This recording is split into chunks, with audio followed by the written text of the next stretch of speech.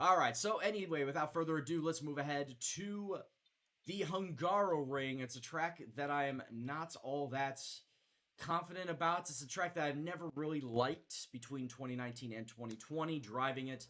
But fortunately, we do get a new beer box, so that's not going to be that big of an issue. But I still don't like driving this track. You got a Spurs defender in your team. I have Harry Kane and Sung Hyung Min in my fantasy team. So I would hope that, they would link up. One gets the goal, one gets the assist, and help out my fantasy team. But other than that, I just don't see a lot of good happening in that match. Alright, so I see clouds in qualifying, but it is going to be sunny during the race. What is the actual weather going to be? Okay, no threat of rain, which is good. However, I'm not really liking those clouds at the end of the race. There might be like a pop-up storm somewhere. There may be even a pop-up storm in qualifying for all I know. But those clouds just don't really jive with me, so hopefully we'll be able to get in the race without any sort of rain, any sort of weather on the horizon. So, alright, let's get into practice. And let's actually do practice and not do what I did for the British Grand Prix on Thursday, and that's skip it over entirely, completely on accident. Did not mean to do that. But anyway, how's everyone's weekends been so far? Did anybody have a chance to watch that Liverpool-Leeds game and how fucking wild and wacky that was? Liverpool winning 4-3 thanks to a late penalty for Mo Salah. But Leeds basically just, at every single opportunity that Liverpool scored, Leeds had an answer. Leeds found a way to answer back. So I don't think that Leeds are going to do all that badly this year. Personally, I don't think they will. I think they will survive. Probably be like 15, 16, something like that. But I do think they will survive. Alright, here we go. First penalty wasn't a penalty. Okay, I did not watch the game. I was just looking at the updates. Uh-oh. I was looking at the updates that were given to me on Twitter.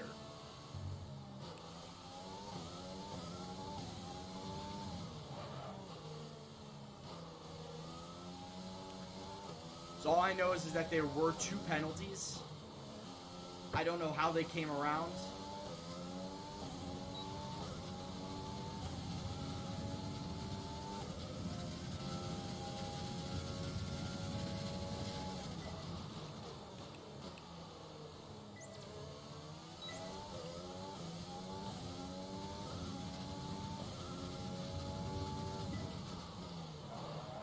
Why? Were they supposed to? Were Liverpool supposed to play Manchester United today to start the season?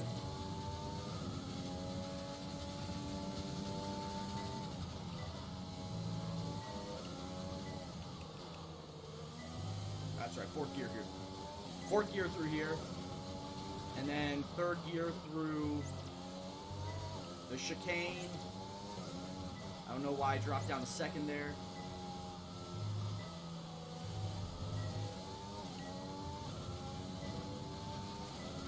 Yeah, I personally cannot do this back half of Hungary. From the chicane on, I just cannot drive this track.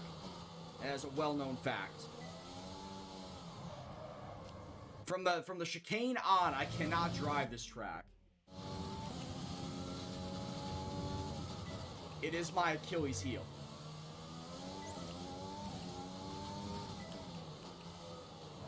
Oh, brake, bud. Ah, damn it.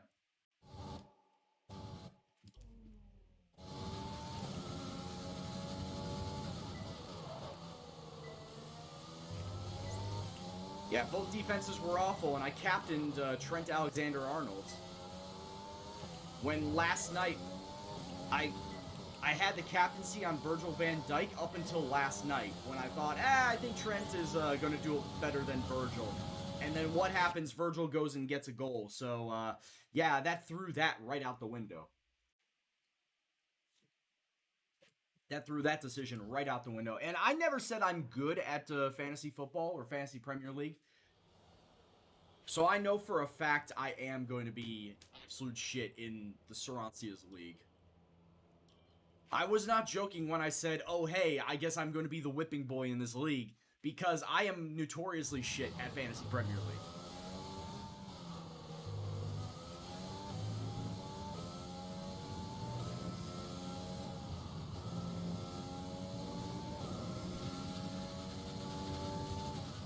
Yeah, I guess so, Delios. Thanks for stopping by the stream today, my man.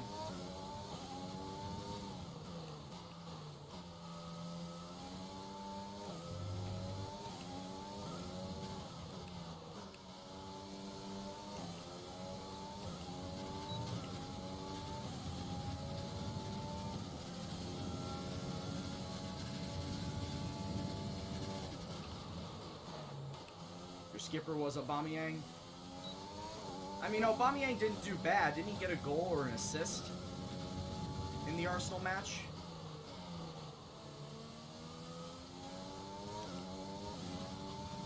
But yeah, obviously, hindsight being 2020.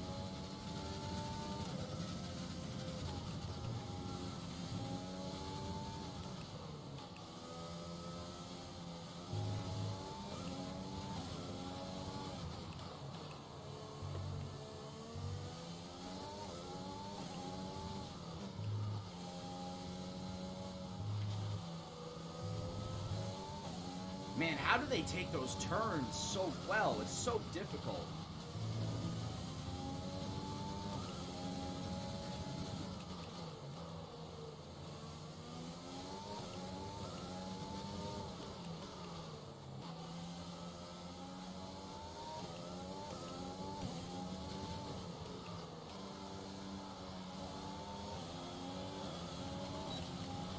I think I've asked that question several times. And a job well done.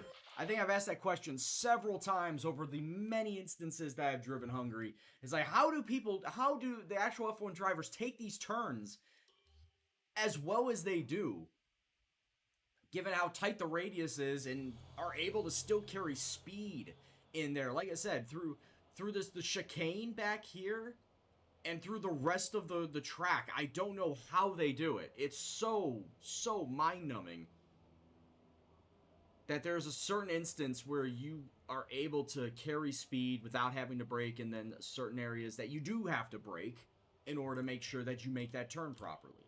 You get the proper apex and whatnot. Oh, God. Well, as long as I have myself a good race, I think, once again, because of the fact I'm just not good at driving this track, I might qualify somewhere down like 5th or 6th. Hey, Rob, my man, it's been a while. How you doing, bud? Thanks for stopping by the stream.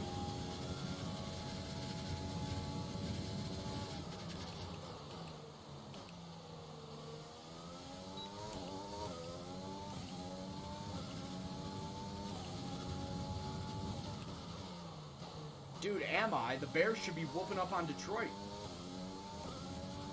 I'd say I'd be pretty happy. Are you happy? And I forget which team you support.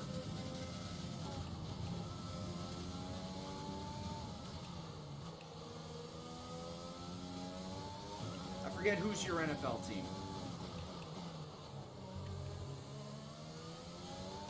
Ah, the Dolphins. I was going to say, you got Tua.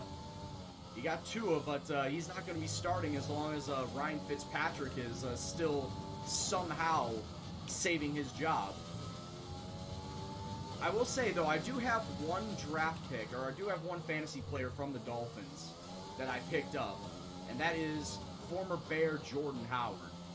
Because I think he's going to be a nice little stopgap or a safety gap for if Fitzpatrick and Tua do not do all that great. Okay, test complete, and that was a very... How many drinks will I be downing if the Bears lose? Well, considering I have 10 bottles of Red's Apple Ale, I may go through them all. I'm not confirming nor denying that the entire rest of my 12-pack of Reds might go away, but that is definitely an option that is not off the table. How you doing, Wolf? Thanks for stopping by, man. All right, let's get some qualifying pace going. What's going on, Nikki? Mitch hasn't lost yet to the Dolphins. I don't believe so, actually. I think that is a correct stat.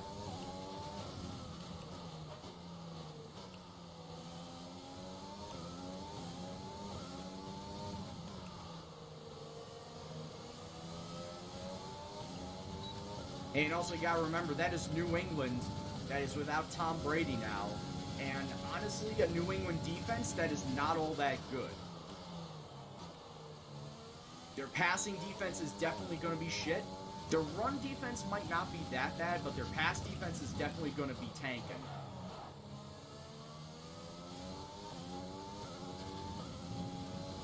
So Ryan Fitzpatrick might open up some long passes against the Patriots.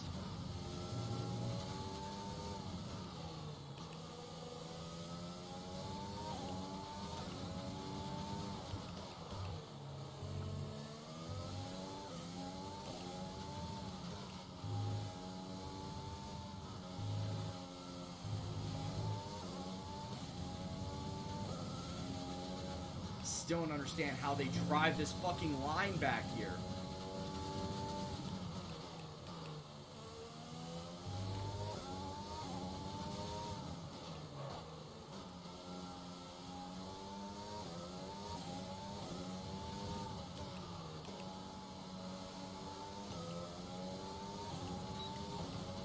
Oh yeah, there is absolutely no in between. He's either really, really good or he sucks ass. That's kind of like how Rex Grossman was for the Bears back in the day. He either gave you a worldie of a game or he was just flat flaming garbage. Your default team is in injury crisis because of fantasy, so you got to cheer for your local team. I was gonna say, since you live in Oregon, so you cheer for the Seahawks then? And the only the only player that I know will not be playing on my fantasy team is Kenny Golladay. He's listed as doubtful, and he more than likely is not going to play against the Bears, which is fine. Have him rest up and go again next week. So that's why I was trying going back and forth between who's going to be my wide receiver 3 now, because I have Michael Thomas for the Saints and Adam Thielen for the Vikings. Those are 2 of my automatic 3, and will be 2 of my automatic 3 every single week. So I'm trying to figure out who's going to be my wide receiver 3. Is it going to be Marquise Brown, Hollywood Brown for Baltimore, Jerry Jeudy for Denver, and John Brown from Buffalo? I know I got to play matchups. Like, Buffalo is going up against the Jets, and the Jets don't have any good defense. Baltimore is going up against Cleveland, and Cleveland is without their 2 starting cornerbacks. So, and then there's Jerry Jeudy, who is now elevated to wide receiver 1 because Cortland Sutton is out for Denver. So it really is going to come down to who's got the best matchup out of those 3 wide receivers. And I'm still kind of going back and forth between Marquise Brown and Jerry Jeudy as to who I want to start.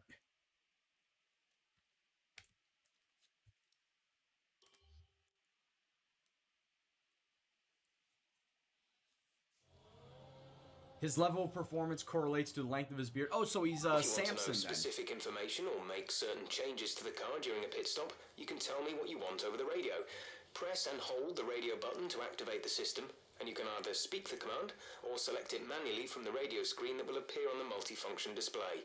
While the radio is active, cycle through... Looks like it's going to be raining for the rest of FP1.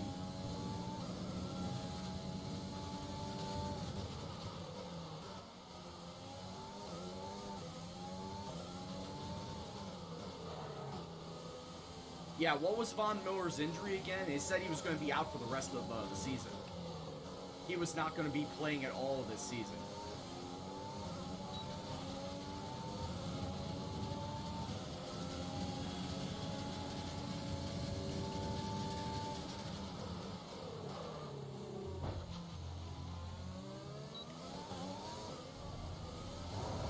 Eat shit, Kimmy! Oh my god!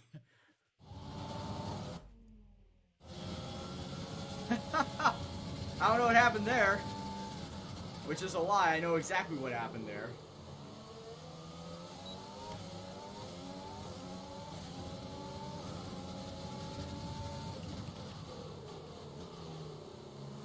I'll try and get in all 3 of my racing strategy laps in with the rain coming down.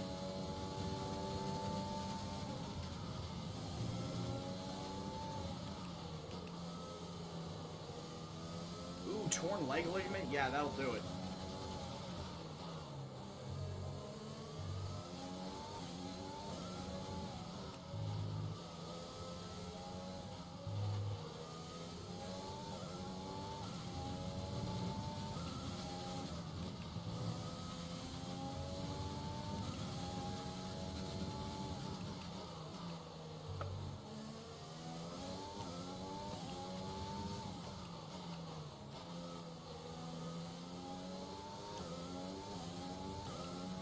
I class Mac as an outside linebacker.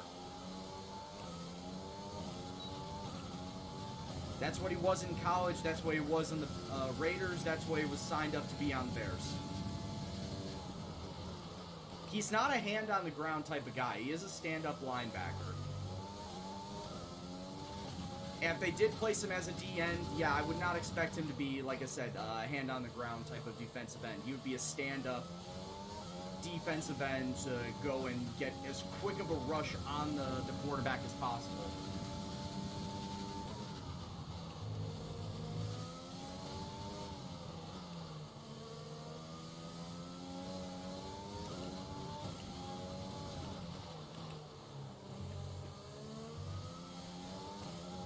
But yeah, he's an outside linebacker in the Bears' 3-4 defensive system.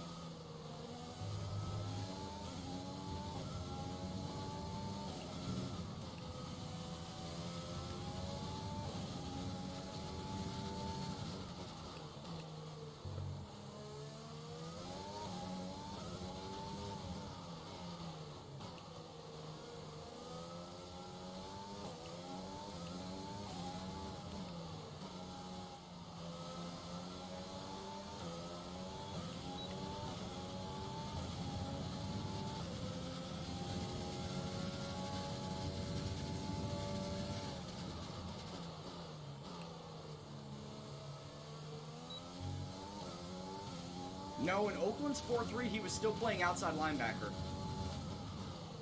He was not a defensive end.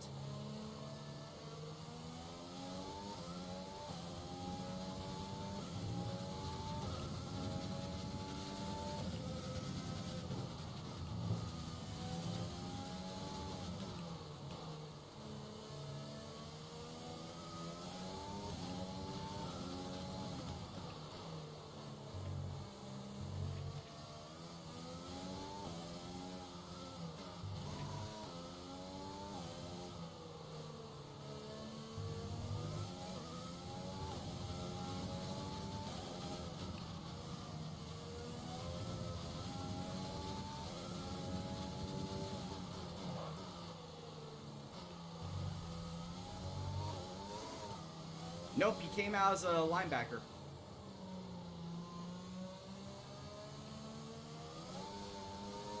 Alright, yeah, now it is definitely too wet for me to do anything. Hey, I said go to the garage. Come on now. No, Khalil Mack was drafted as a linebacker. I will even look this up right now. 2000 and shit, was it 13 NFL draft? Or hell, I'll just even look Khalil Mack. I want to say it was 2013 draft that he was drafted in. No, 2014. 2014 NFL draft, Khalil Mack drafted as LB, linebacker. Yeah. He was drafted as a linebacker, now as a defensive end.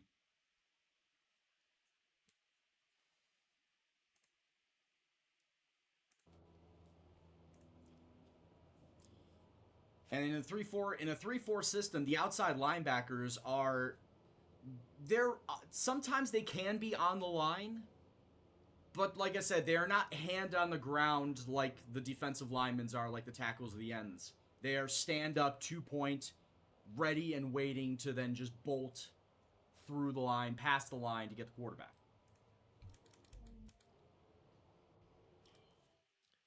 The session has drawn to a close, so let's review our he was never and has never been considered a defensive end. He's always been considered as a linebacker. The fans really seem Claire? to enjoy that. You made it look easy. Who would you say is your biggest rival at the moment? Oh yeah, that's right. I gotta choose my rival. Alright, so the choices for my rivals are Sainz, Leclerc, Bottas, and Verstappen. And I'm trying to recall who I've actually had as a rival so far. Leclerc I've had. I think I've also had Max at one point in time as my rival. So that just leaves Bottas and Sainz that I know I've not used or have taken as a rival before. I think I might go with Bottas because at this point in time, you know, Mercedes, they have the second best car compared to me. Sainz would be an easy I would feel as Sainz would be an easy 500 points. But at this point in time, as I may mention before, driver acclaim, team acclaim means nothing to me. So we're going to go with Bottas. Bottas is going to be my rival. Did you feel that things went well for you today? Yeah, I think everything went well except for the rain coming down at the end of What was the secret FP1. ingredient for your performance today? Power. Power! Mr. Jeremy Hammond. Or not Appreciate Jeremy your Hammond. Why did I time. say Jeremy Hammond? Whoops. Jeremy Clarkson. Richard Hammond. How can I forget the Top Gear guys? But Wolfgamer, yeah, you're right. As Wolfgamer explains, that an outside backer in a 3-4 could be used as a D-end in a 4-3. And also, you don't even need to get out of a 3-4 defense to have a linebacker be used as a defensive end. If you shift the entire linebacking line over, that outside backer, whether it's left or right, could be put onto the line of scrimmage and in essence be used as a defensive end. A stand-up defensive end, but a defensive end nonetheless. So there's many different ways that you could scheme a defense and show different looks with different player personnel that you have on the field. Alright, so we are done with practice officially, so let's get our driver level up. And let's switch out of our practice engine, because there's no way that I'm going to have this engine in the Hungary race. We use that one more time. That's good. The energy store is finally going to need to get placed. Alright, we're good. Skip out of practice and go to qualifying. Who's bugging me? Oh, it's Firelight guys. Ooh, that's a really nice computer. One of the Firelight guys, Alec, is building a new computer. Oh boy, it's another 1,000 resource points. I now officially have 10,000 resource points in the bank. You'll love to see it. At this point in time, I feel like whatever restrictions or regulations come down for my departments, which it's going to be at least 2, I am more than sufficiently capable of regulating all of my parts for the next season. At this point in time, I feel like that we are well on our way to getting to that point. Alright, still no updates to is there going to be rain for the race or qualifying. It is still going to be very, very cloudy for qualifying and partly cloudy for the race. Yeah, I saw that, Wolf. I'm a little disappointed that he does not want to take the time to get to using SMB3, to learning and playing SMB3. I mean, as it stands right now, I mean, he's currently out in Indianapolis. He's filming the figure 8 races out there. So it's not like he could do SMB3 right now.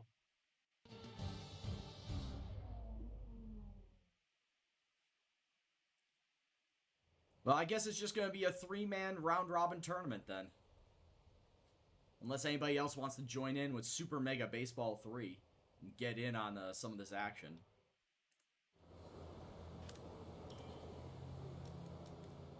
Alright, so custom setup, make sure I've got the lowest fuel load, and let's go drive out. Yes, I know, park for me is fine.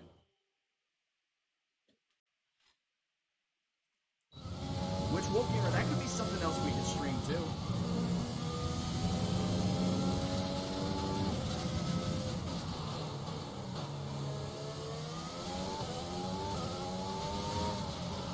If I'm not going to do, or if I want to do something else aside from racing,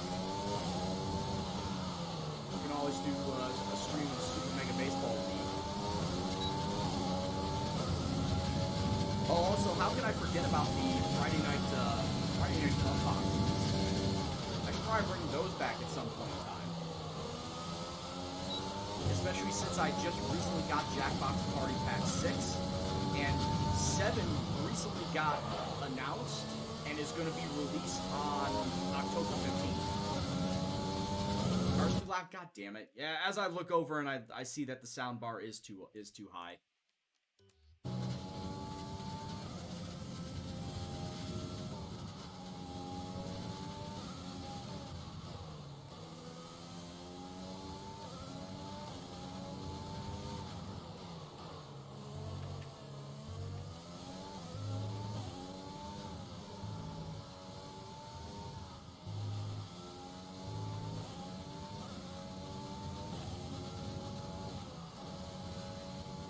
Yeah, I think Friday Funbox needs to make a return.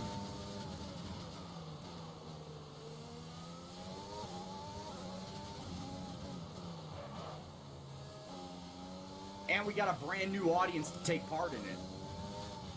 That's going to be the fun bit. Got all new people that have never played Jackbox before with me. They probably have played like Quiplash and Fibbage and all that good stuff before, but they've never played it with me and with our crew.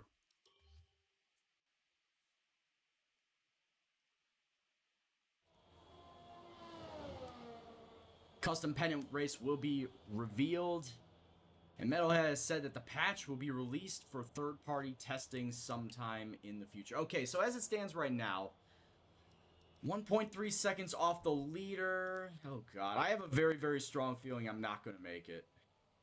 Where am I? I'm currently 11th. The car settings screen on your multifunction display will allow you to change various settings as you drive. I am 4/10 ahead of the cutoff, which is George Russell. That does not mean that I'm not going to go out and do another lap. I will. I definitely will go out and do another lap. I need to get faster. I need to make damn sure that I will make it into Q2 and subsequently Q3. As I'm still falling down the pecking order. Yeah, it's like, we may have a fast car, I may have a fast car, but I just don't like driving this track. I've never liked driving this track. Kind of like with Spain.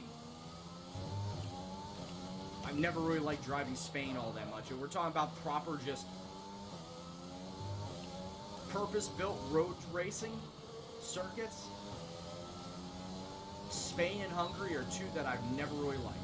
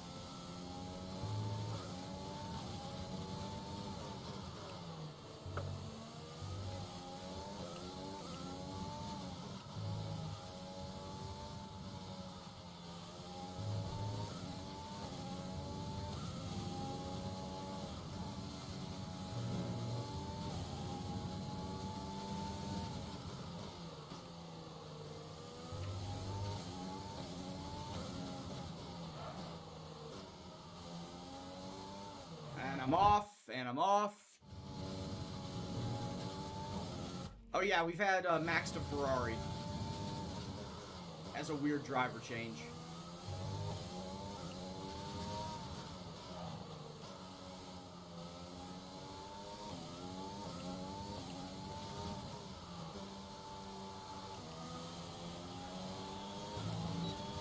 Did I really not get better? Holy shit, I better have made it past Q1.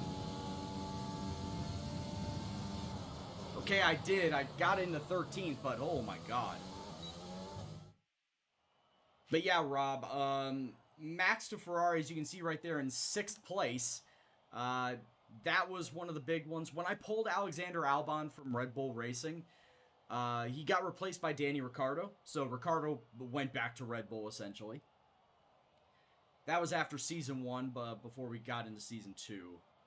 And then when Max went to Ferrari, Red Bull then picked up Matsushita. Speaking of, Matsushita's right here. So yeah, we've got Matsushita in, we've got Correa in, and Nick DeVries. Those are the 3 F2 drivers that are currently driving in F1 in this game. As far as the retirees, Roman Grosjean retired after Season 1, and Sebastian Vettel, which is the whole reason why Max went to Ferrari in the first place. Vettel retired after Season 2. Alright, so what do we got here? We got both Alfa Romeos out. Both Haas is out. Latifi in the Williams is gone, and Kvyat is gone. George Russell just making it into Q2. He's been doing that for a while now.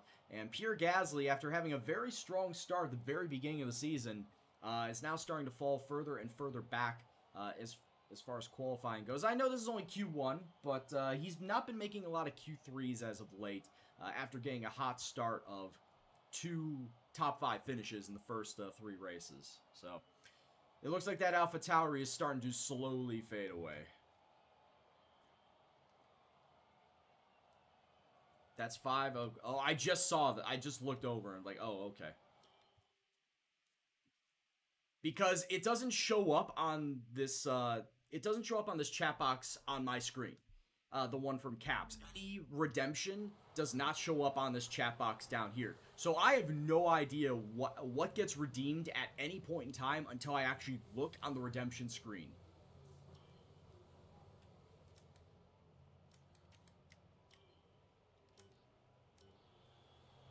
And usually it's at that point in time that I look at am very surprised as to what gets redeemed. You've redeemed them all. Well, yeah, you've redeemed them all for this race. You are correct on that.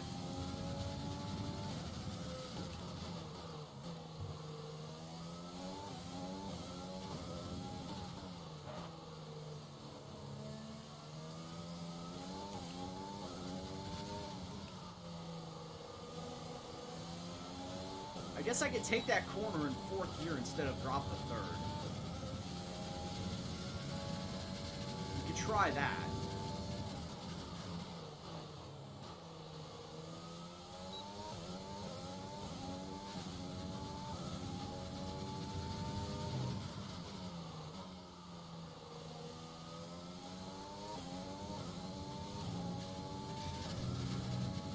Get off the rumble strips, Brian.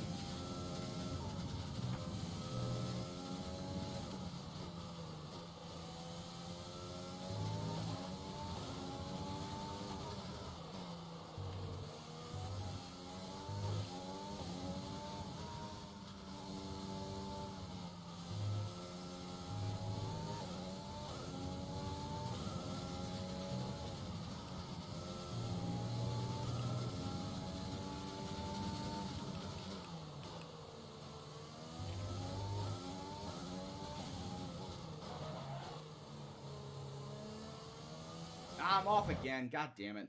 Okay, I should not get into 6th gear. At that turn, I should not get into 6th gear.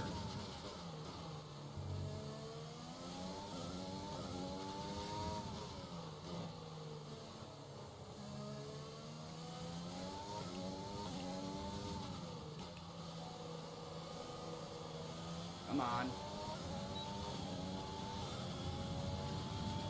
I don't think that was a bad time, but I know I could do better. Especially since I took those last 2 turns wide. To view information on your current levels of tire wear and damage. I really do not need to hear Jeff every single time, every single race, telling me what I need to do when I've been doing this for 3 seasons now. Thank you, Jeff. Alright, so I need to make it into Q3. And what am I going to do? I don't know what that means, Beal. English, please.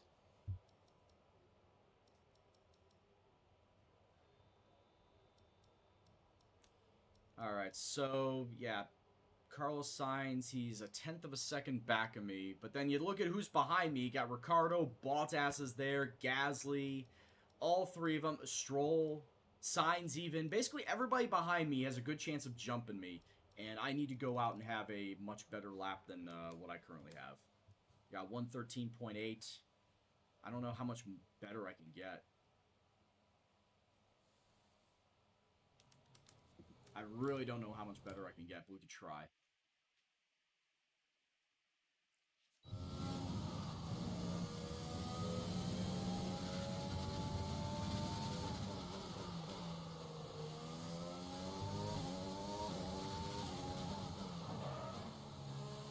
need to force myself to stop going into 6th gear on that turn.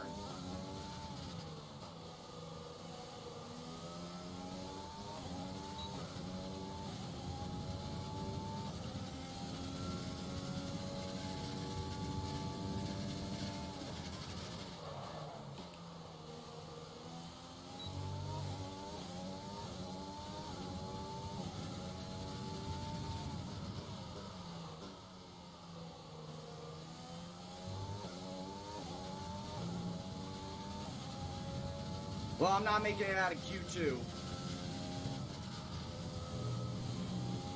Yeah, not if I keep driving like that. I'm not making it out of Q2.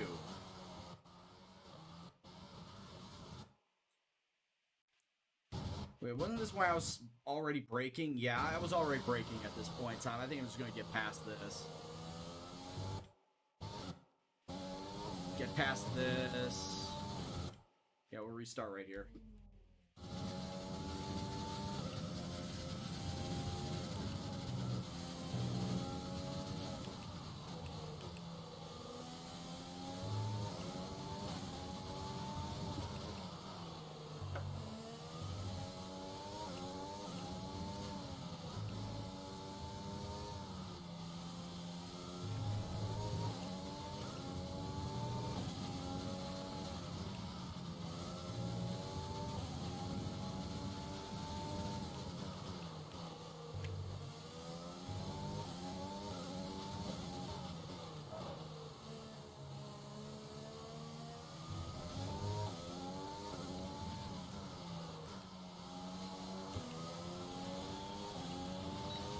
Yeah, not even close. Not even close to matching my first time.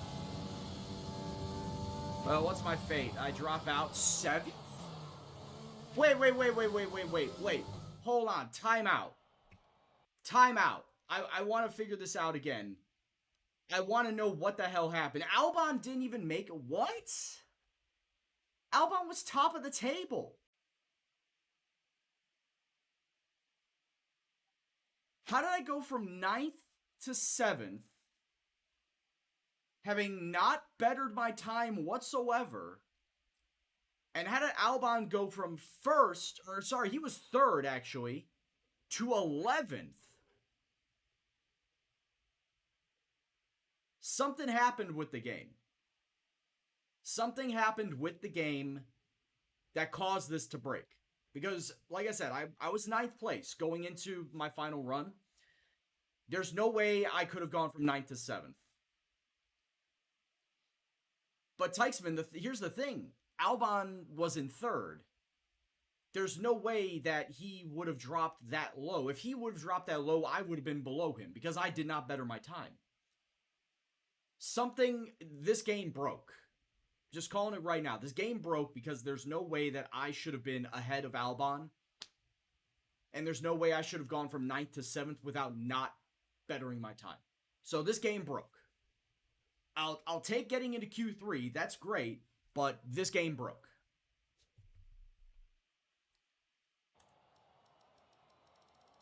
I don't want to do it all over again, Peachy. But let's take a look at the drivers that did not make it. Bottas didn't make it. Verstappen, Albon, Stroll, Correa, and Gasly. Those are the ones who did not make it. George Russell. George Russell. A Williams car is in the top 10. Amazing.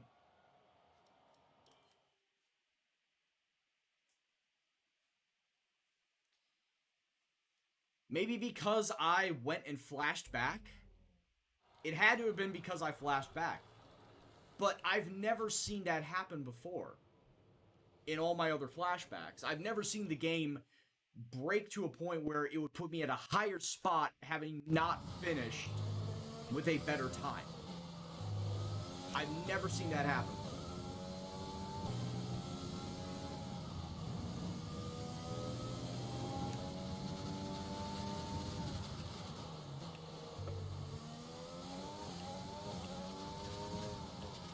I don't know, guys.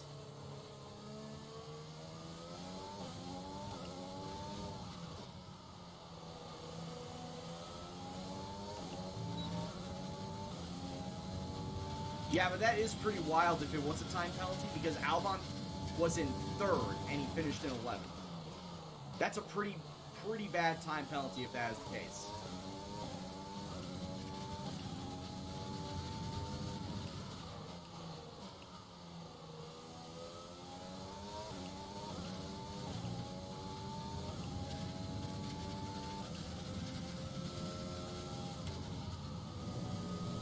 God damn it. Yeah, as soon as I went over it. As soon as I went over that, I knew it was going to be bad.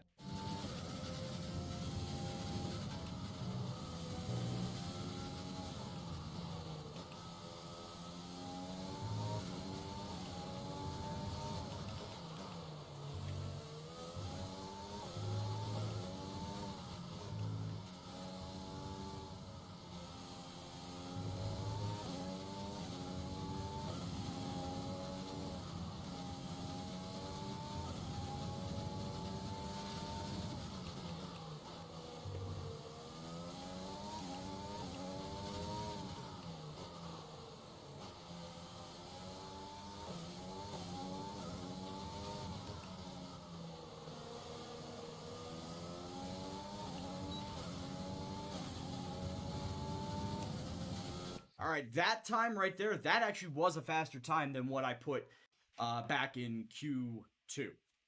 113.6 flat.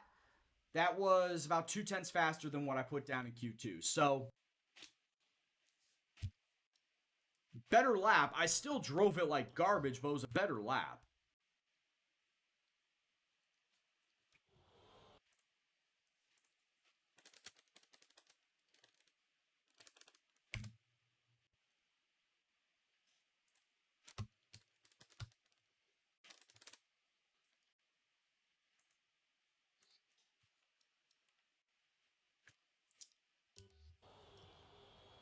All right, let's try. Where did that actually put me? That puts me in 5th. I'm 0.6 back of Carlos.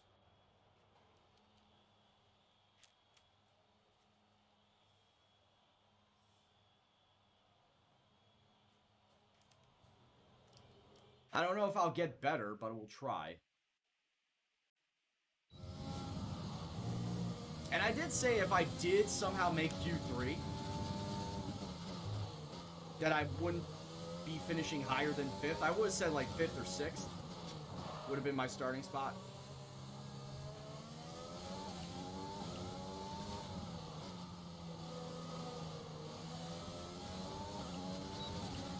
Yeah, I know, right?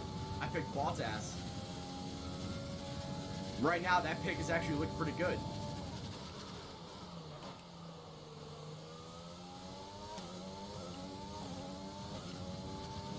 Just 30 seconds left in the session.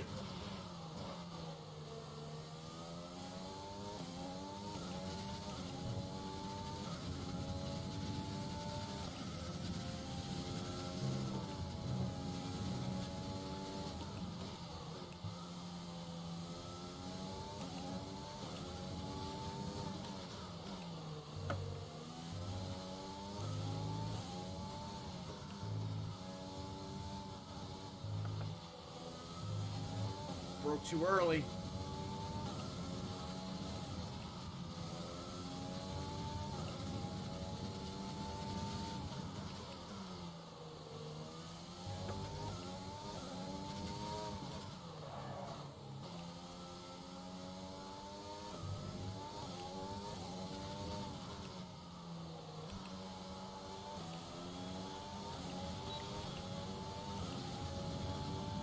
I barely got faster. At one point in time, I was 0.3 up. I was 0.3 up going into the chicane to start the second half of this track, and wouldn't you know it, I lost And with all that qualifying time. complete, let's review our top 3 today. Hamilton, Sainz, and Daniel Ricciardo. With qualifying complete, all that remains is Yeah, good for that. But no, in all seriousness, I was 0.3 up going into that chicane, and then, oh hey, every single turn on the back half is going to fuck with you, and that's exactly what it did. They absolutely screwed with me, so that's how I lost every little bit of that time. So I only got like 1/100th of a second faster. I was not touching Carlos, and I definitely wasn't going to touch Lewis Hamilton there. But the round out to your top 10, it's Carlos, Matsushita, Norris, Perez, and Russell. Like I said, surprising that Williams is even up there in the top 10. I think Williams is going to set the pace. And by setting the pace, I mean he's going to pull the train. If he gets in front of a good amount of people, he is going to pull a truly train on quite a lot of this track. Main event. Will All right, let's move on from that. All right, let's take a look at race strategy. And what they want me to do, by default, they want me to do two-stop strategy, which is garbage to begin with because I never want to do no two-stop strategy. I do, however, have an issue when it comes to the one-stop, and they want me to go on mediums. I know for a fact mediums, and I've done this before too, like I've gone back and forth over what exactly I wanted to do between mediums and hards. Mediums degrade. Mediums degrade a lot faster than the hards. Now, if I swap this from medium to hard, how much time would I actually be losing? I'd actually be losing 4 seconds. Obviously, I'd have a more durable tire, but I would be losing 4 seconds. Yeah, I'd be losing 4 seconds. So I guess I would rather stick on the mediums.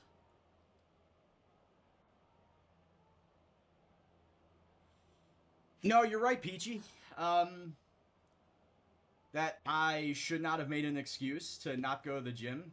I don't know. I guess I'm just not in the right headspace for it. Roger Stafford's cousin and Money Mitch. Cousins and Money Mitch. I would drop Stafford, personally. Because I don't think... Because Stafford is also coming off of injury, and he's not really been all that good as of late. So, personally, I would say it's still Rodgers' league, then Cousins, then Mitch, then Stafford.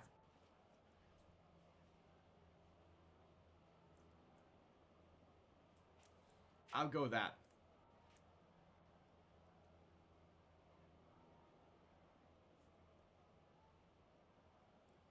I think you meant to switch that around, Pindog. Well, we'll have to wait and see what happens on Sunday, my P. As I may have mentioned before, Stafford is coming off of an injury. He's just not really been... He's been average as far as a quarterback goes for the last few years. Am I sure about that? We will see this Sunday. We will see tomorrow, Pindog. Alright, so we're going to go with this strategy. I'm starting in 5th. Let me know in the chat where do you think I am going to finish at the end of this Grand Prix. Albon, my teammate, is starting in 11th. Do you think that he will weave his way through the field to get up into a top 5, into a podium spot? Let me know in the chat. I am going to stick by my guns on that. That Mitch is better than Stafford, and we are going to see that on Sunday afternoon.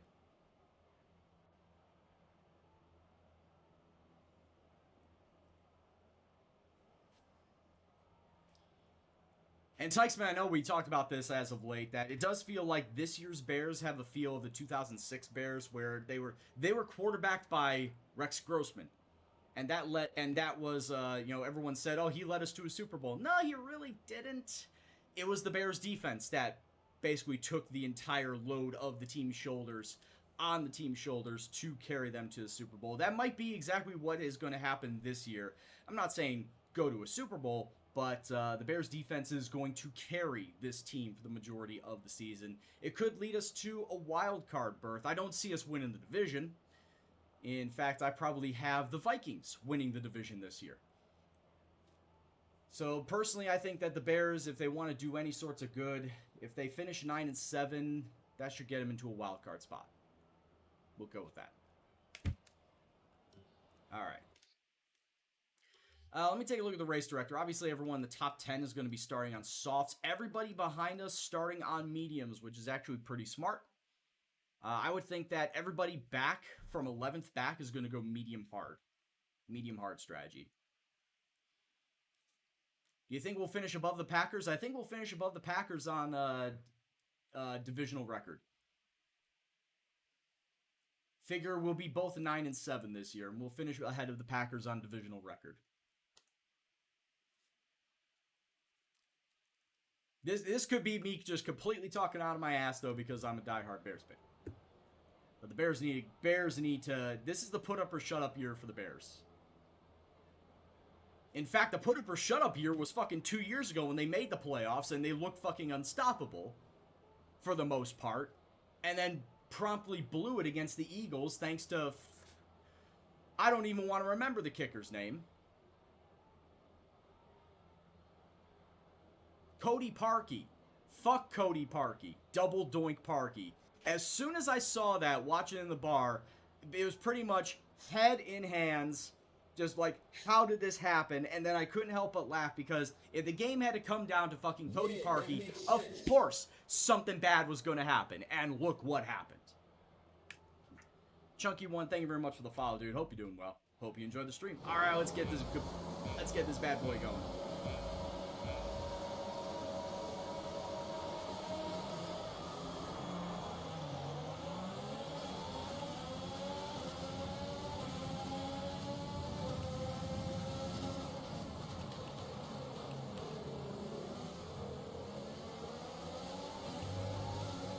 Who's that alongside me? Charles Leclerc.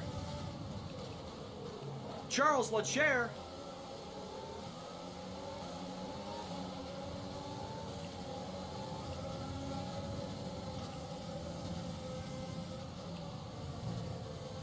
Oh wow, already.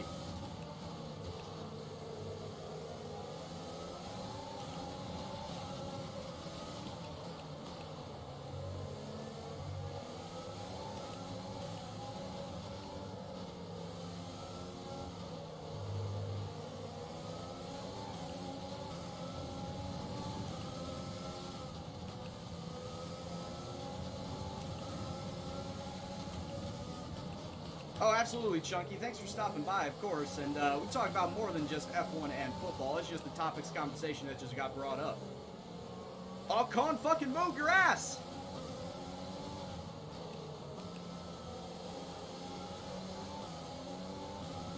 If I do ask, what is your favorite football team, as well as who's your favorite F1 driver? Oh, Ocon! Fuck! That was a bad move. That was a bad idea. That was such a bad idea.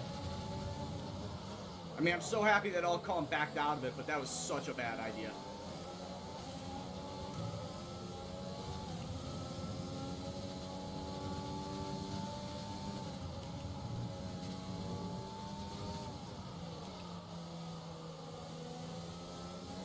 Packers fan, and you love Danny Rick. Nice. Well, I'm from Chicago, so of course you'd expect I love the Bears. Daniel Ricciardo is going to be my new favorite F1 driver. It's currently Kimi Räikkönen, but Kimi is pretty much all but retired at this point in time. And after watching the Drive to Survive documentary on Netflix, I've kind of taken a liking to Daniel Ricciardo. He just seems like a very down-to-earth, happy-go-lucky guy that you could just go to a bar with, have a pint, shoot the shit. He's got a very, very affable personality.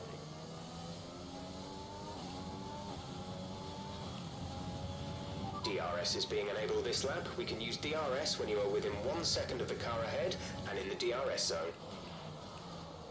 Zavro says that you are a fan of the Chiefs because Mahomes went to your college. Oh, nice. Texas Tech grad.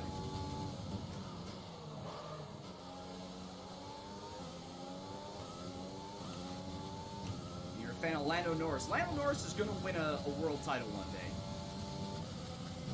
Calling my shot right now on that. Lando Norris is going to win a driver's title one of these days. He's got the talent. He may only be 20, 21, but he's definitely got the talent for the future.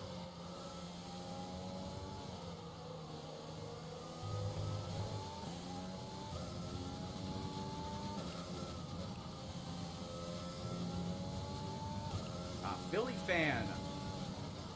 Us Bears got one of your old quarterbacks in Nick Foles. Honestly, thought Foles was going to be coming in as the new number one. But it turns out it is going to be Mitchell Trubisky. To be fair, though, Nick Foles is good in a situational type of play. as we saw that with him backing up Carson Wentz, and look what happened. It turned into a wonderful pairing, with Foles winning the Super Bowl.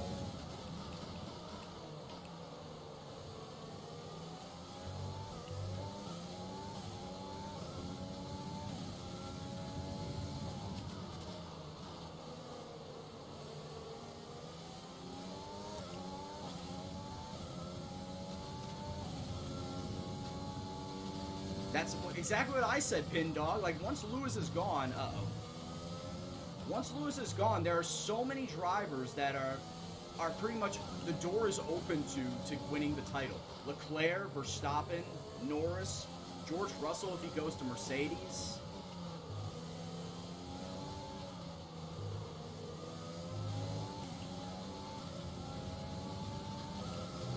But that all won't happen until Lewis Hamilton retires. It is pretty much Lewis Hamilton's title for the taking until he retires.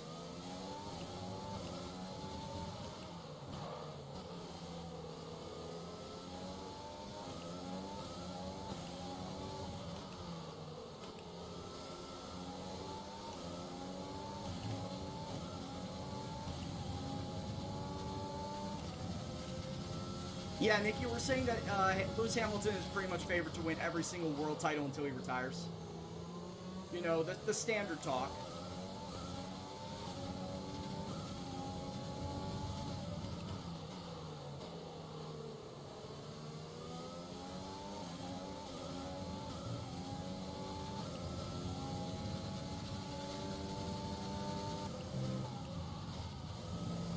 Why I did that, I don't know why I did that. God damn it.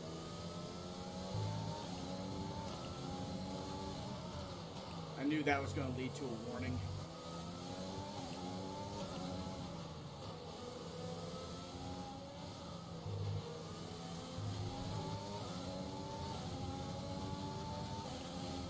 Hungary's just too tiny. Too narrow of a track. And here comes Ferrari, piloted by Charles Leclerc. Charles Leclerc.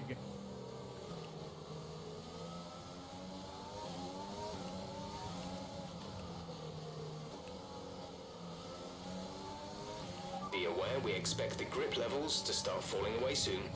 Thanks, Jeff. I already knew that. We're approaching the pit window. You'll be on the mediums.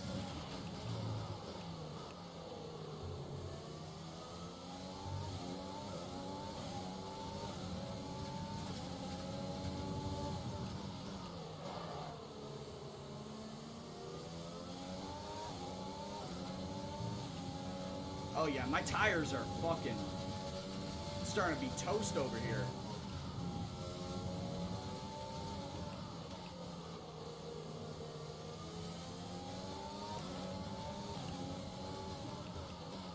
Yeah, pretty much, Bin Dog. Oh shit.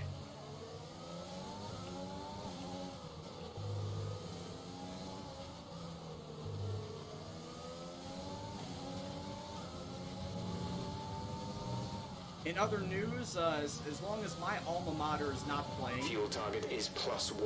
Faster engine modes are available. Since my alma mater of Northern Illinois is not playing college football this fall, I can always fall back to Notre Dame, and Notre Dame was able to pick up a win against Duke today to open up their first ever conference play.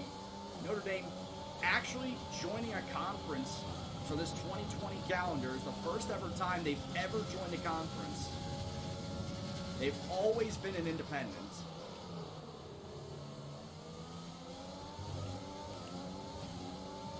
There's been several years of talking about, oh, should they go to the Big Ten? And, oh, if they're getting all these ACC opponents, maybe they should just join the ACC. They finally played a conference game in the ACC. And they did say already that this is only going to be a one-time thing, a one-year thing. They are not going back to the ACC once this year is over. They're in the ACC for most other sports. I believe they're in the Big Ten for hockey. But in football, they have always remained a conference independent up until this year. Hey, what's going on, Sticks? My force feedback settings are in order top to bottom. I want to say it's 30, 30, 30, 20, and 5. I do not have my force feedback turned up. Box. We're coming in this lap. Because I don't want the fucking motor from the housing to rattle my desk, and because it's right next to my microphone, I don't want the microphone picking up every single bit of noise that my wheel makes.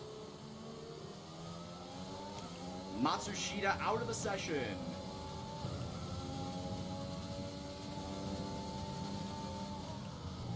Oh yeah, well, if I knew that they were forced to join it, if they wanted to play football at all this season, they had to join a conference.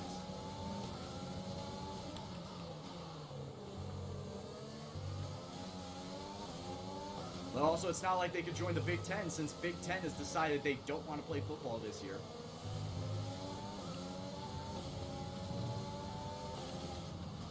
Which I respect their decision, given the current climate of what's going on.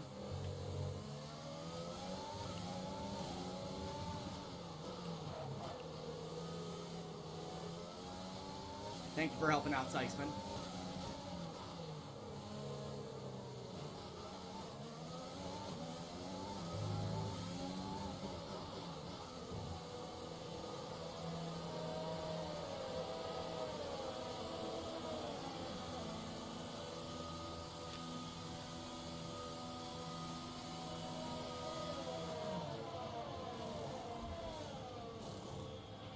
Exit now.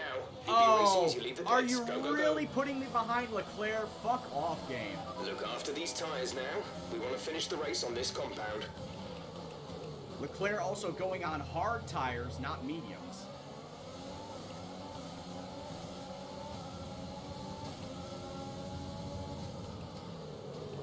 Oh, fuck off.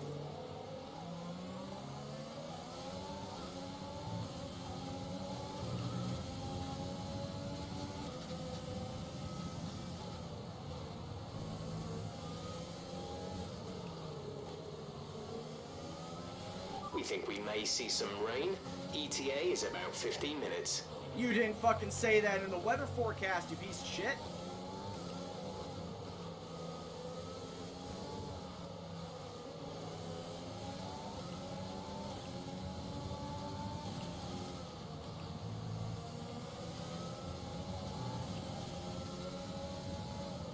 There was no mention of rain in the forecast. Yes, darkening clouds, but no mention of rain. So they were probably thinking the rain was going to take place at the end of the race.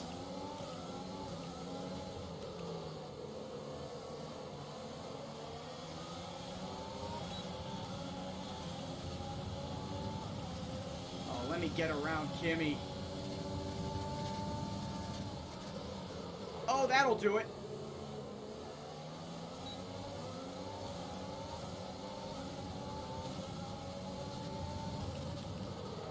Oh my god!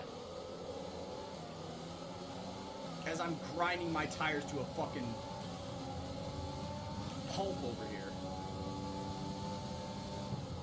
You're right, I was concerned about those clouds, but I did not expect that they would turn into rain clouds.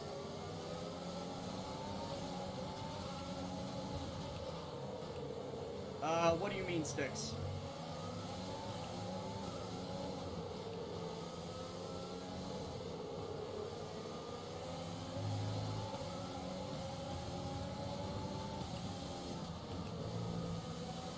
Yeah, I know, he came out on hard tires.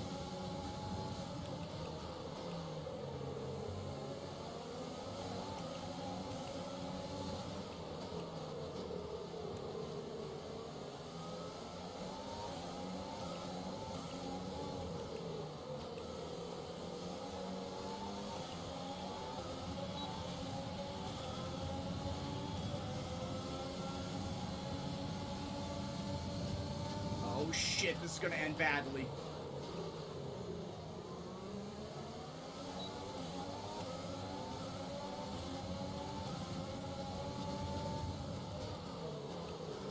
Yeah, I'm afraid I don't understand the question there, Sticks. I've never heard of steering linearity and all that.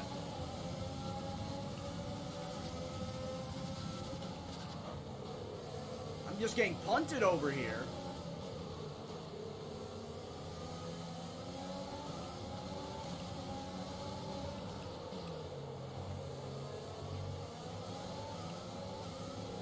Oh no, all that is set to 0. The only thing that is set to 100 is the steering saturation. Steering saturation is set to 100, so it's 1-to-1 with what my input is. It actually is what pops up on the screen, what the wheel does on the screen. But everything else is set to 0. And it's set to 0 because I didn't feel the need to change it. It was fine since I used it.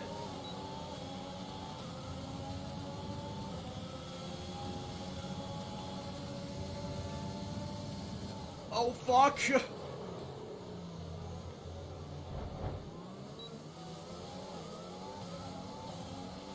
Easy on the aggression. We need clean overtakes or we'll face a penalty. Well, I missed my braking zone there. Fortunately, I did not get any sort of wing damage. And I honestly thought I would have gotten wing damage from that. I don't know, Spade. And yes, I do still have it on full damage.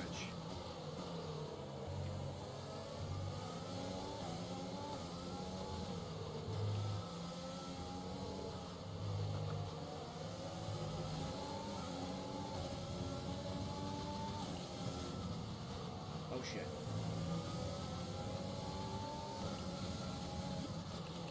So yeah, that's honestly a mystery. I thought I was going to get wing damage from that.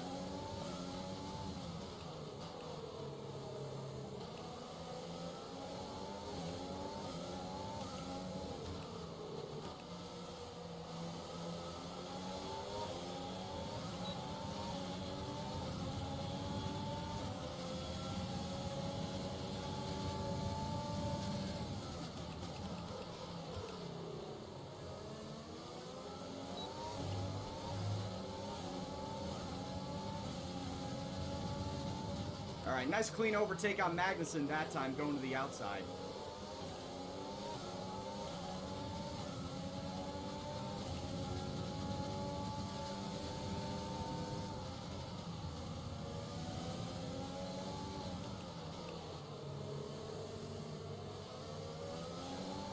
Can't overtake him there.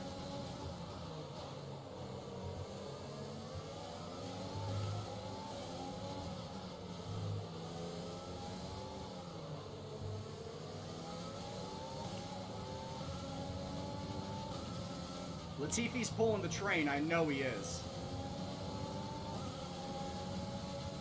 Albon is going to have to pit since he started in 11th.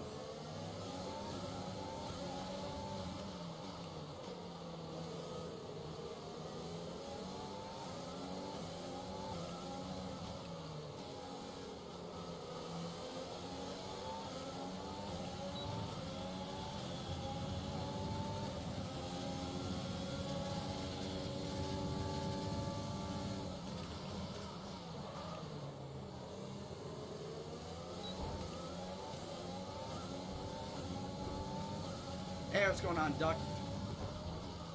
I'm feeling kind of blah today.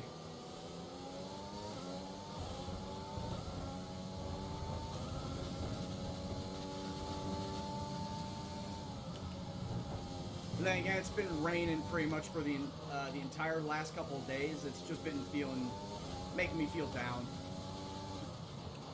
I want some sun, damn it.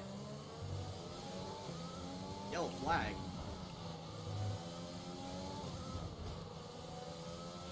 Green flag. Alright, who got taken out? Giovinazzi out of the session. No safety car.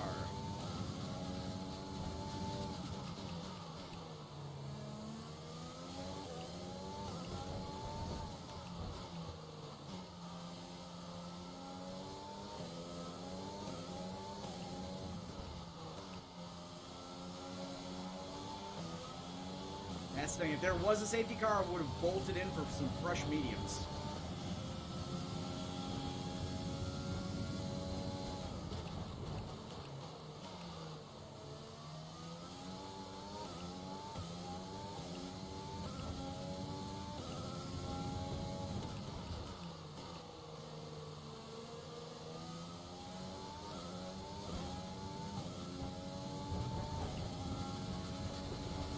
Right now, everybody that is not Team is on looking really hard good. You're tires, managing it well.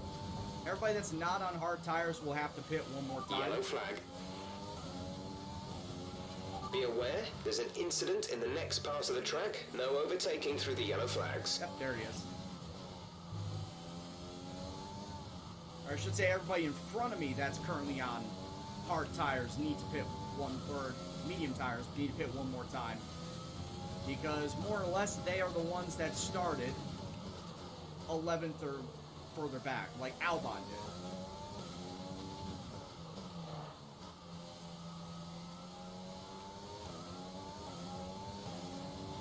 Well, the reason why I'm making up all this time on Latifi is, well, obviously he's in a slower car. Rain is forecast in just over 10 minutes' time. Rain in 10 minutes.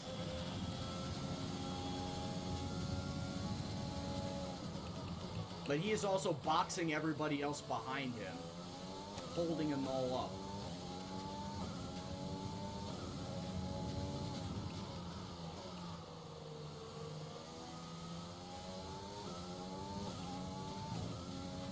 Right now, Latifi is being a bro. Ah, there's the time penalty. A time penalty. It will go against our finishing time at the end of the race. God, how many Grand Prix in a row is it that I've got that time penalty now?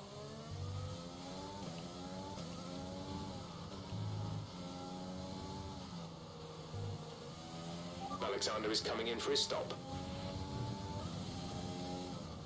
And I think he's switching to hard tires.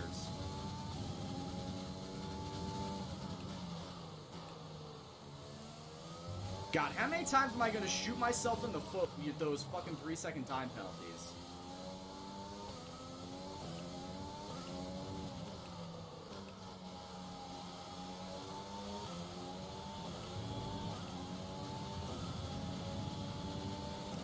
Fastest lap.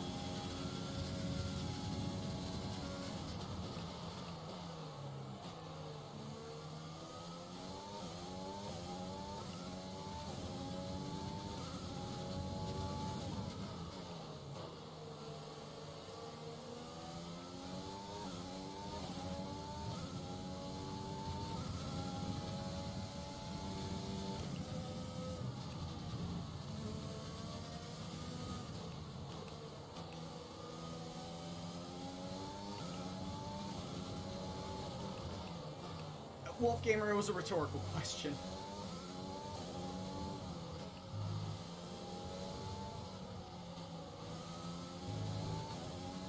I know it's because I have strict corners, but it always seems like that I'm finding new and inventive ways to fuck myself over.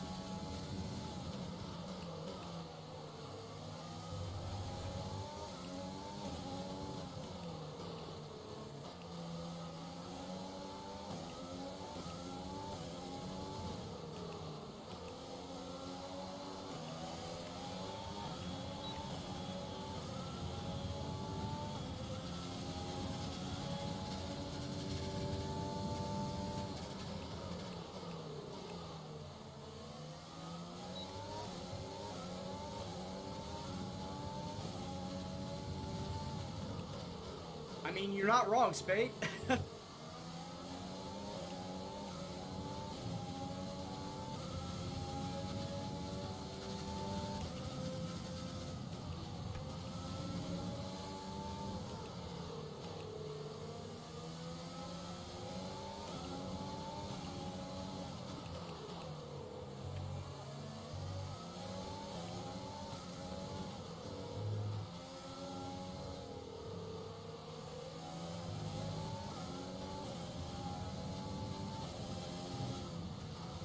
Yeah, I don't think anybody else is coming into pit at this point in time.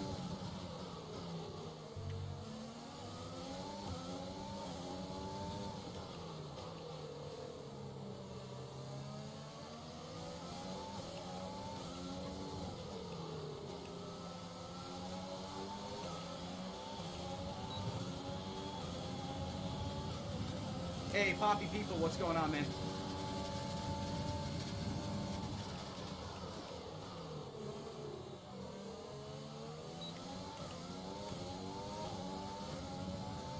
There we go.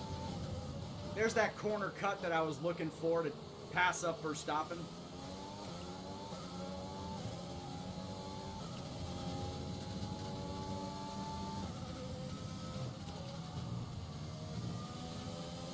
He's got himself a new shade of red.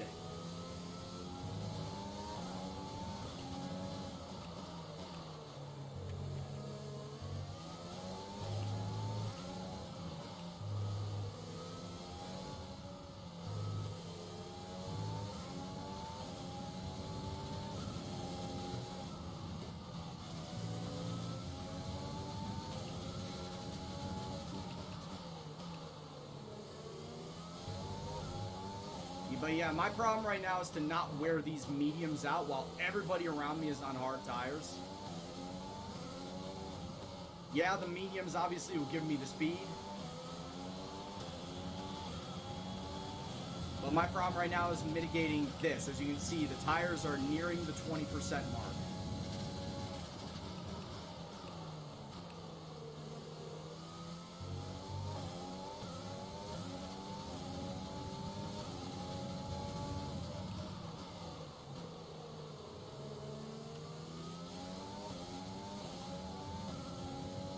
If we actually get weather, I'm gonna be mad.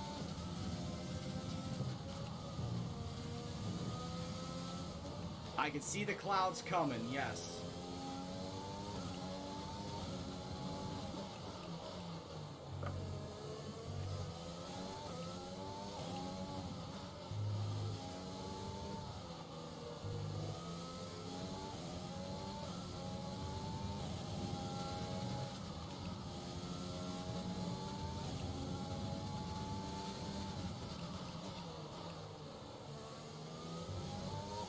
Rain, it's the great equalizer.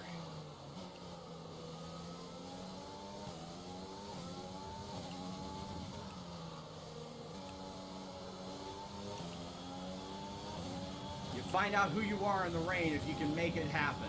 You can make it stick.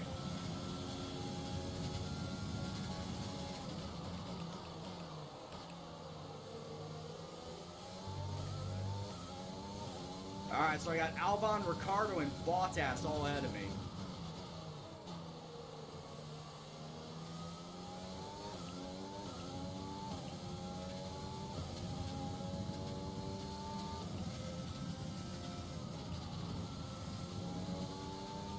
Cloud's getting pretty dark.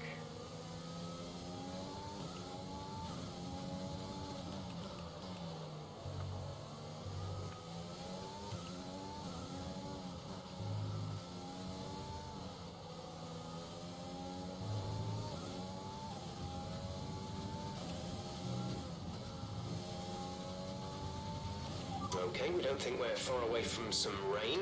I'll keep you updated as the conditions change.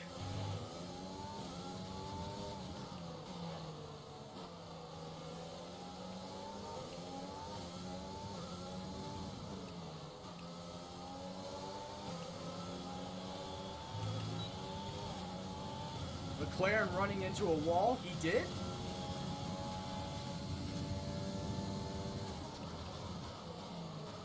Did he really back there?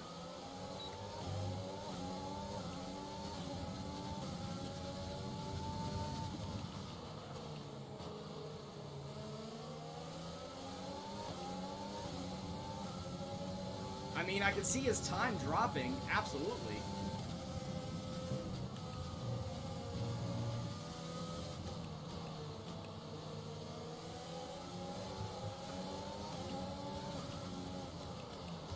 As soon as I see some rain hit my visor, I'm gonna say it's gonna be another 4 laps until they pull me in.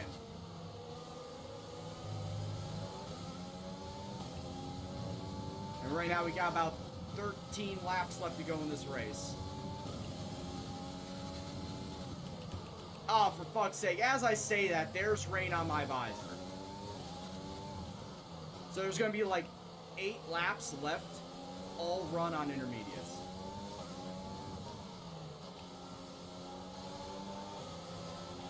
Okay, be careful on those slicks. These conditions are making the line a bit greasy, but we're still nowhere near the changeover point.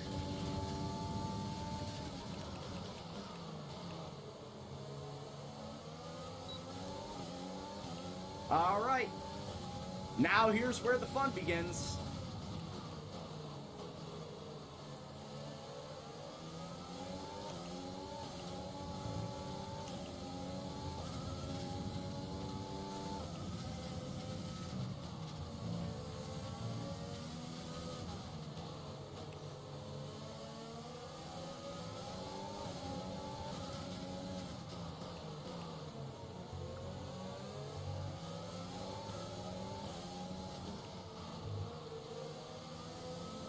Oh, it's already feeling slick. Holy shit. Like, this is feeling like a very fast rain.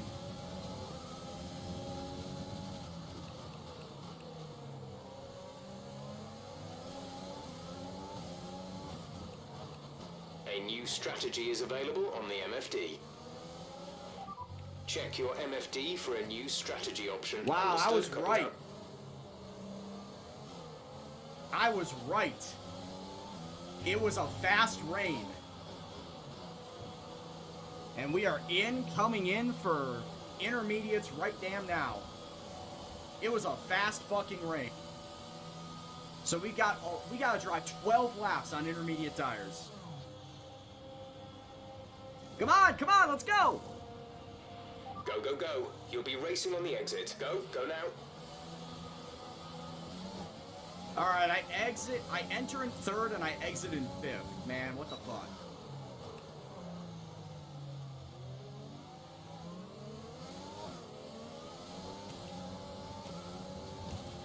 Fuel target is +2. Let's move to mix 2 or 3, please.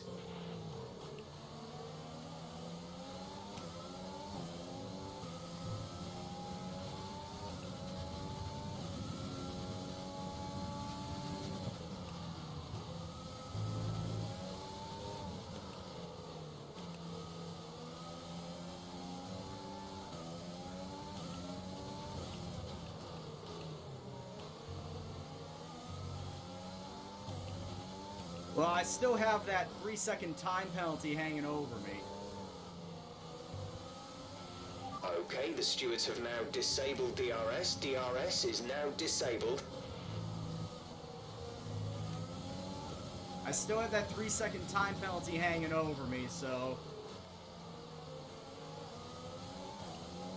You know, if I want to stay in fifth or if I, start passing people, I gotta make sure all that, happens quickly. Turtle Taurus, thank you very much for the raid, sir, and for everyone coming on in from his stream. Hope you guys have yourself a wonderful evening. My name is Brian Gendo. I will be your host for the rest of your evening. We are currently here in Hungary. It just started to rain. Weather forecast said there was not supposed to be rain. So imagine my surprise when Jeff said, hey, there's supposed to be rain coming down. Qualified in fifth. We are currently still in fifth after a bad pit stop. We entered in third. Or sorry, we entered in fourth, not third. But came out in fifth. I also have a 3-second time penalty levied against me, so that's just the way it is sometimes. Yeah, Turtle, it's the last 12 laps of this race are in the rain. It started out dry. It started out pretty decent, actually. But the last 12 laps are going to be in the rain.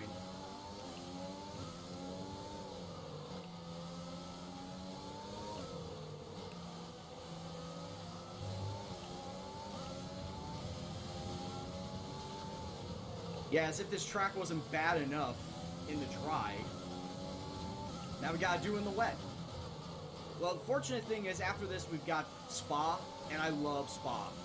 Especially now my car is tailored to do well at Spa.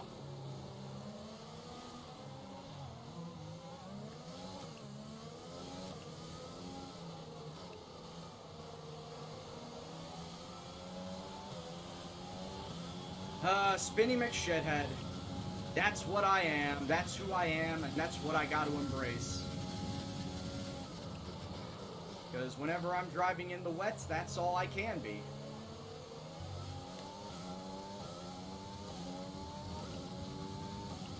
I love driving Spa too, that's why it's my second favorite track to drive. It's my second favorite only behind Canada.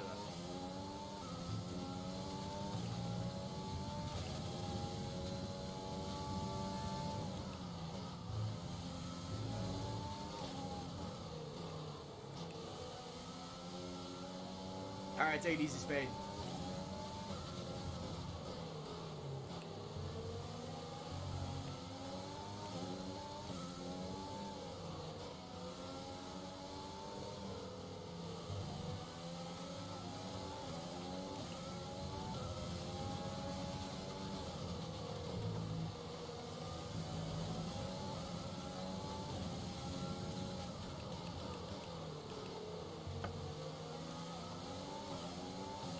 I agree, Monsters a Barrel fun too.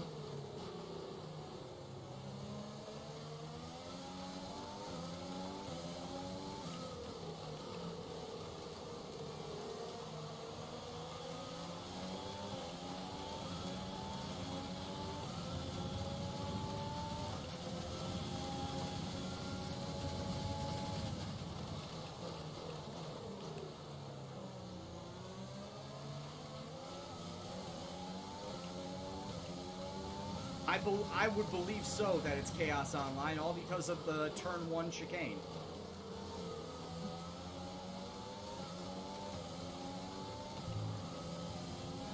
Oh shit, this is some heavy ass rain.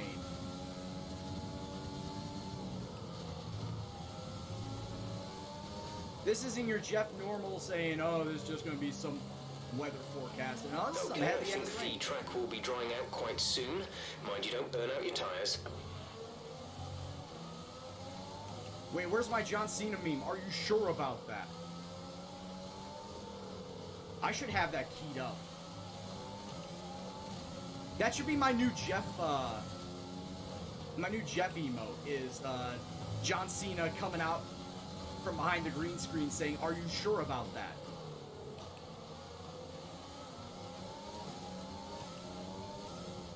Because Jeff's just having a laugh right now.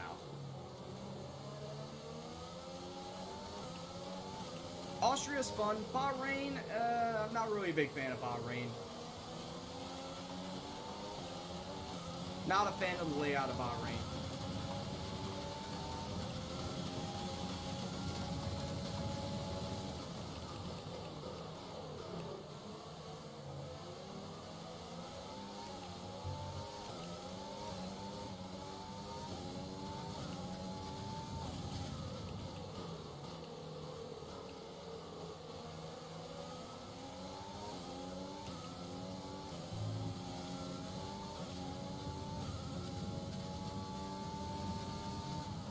Yeah, nearly time for softs. When, Jeff? Next week?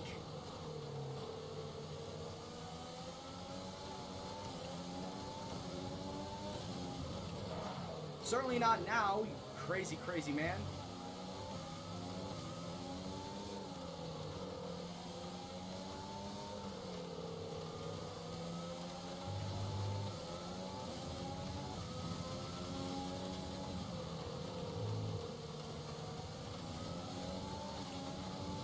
The Bahrain Outer Circle is going to be wild. Yeah, because it's going to have a NASCAR feel to it.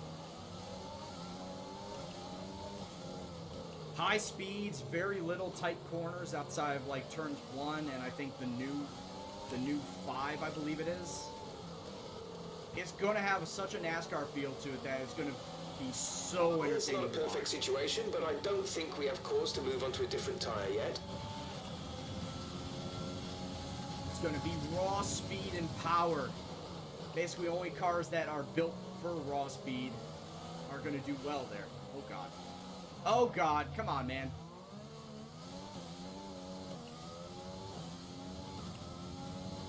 I think that caution was brought out for me.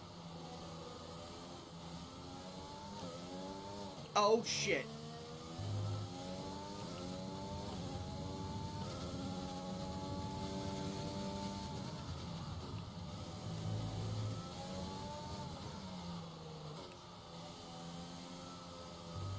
My tires aren't even that worn. Are you serious, game?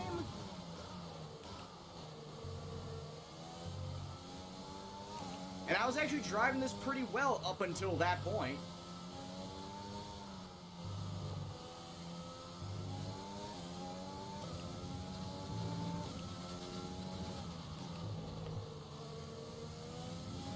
You don't see F1 cars go around NASCAR track? Well, you can. It's called IndyCar.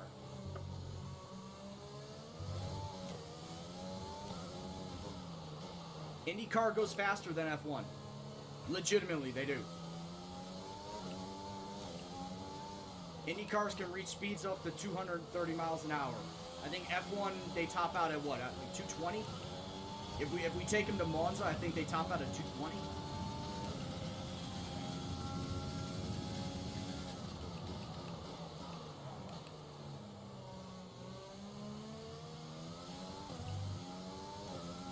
And rumor is that Ferrari is starting their own IndyCar program because they want to be able to test parts on said IndyCar before they implement them in their F1 car. It's kind of the whole reason why they are getting into IndyCar next year.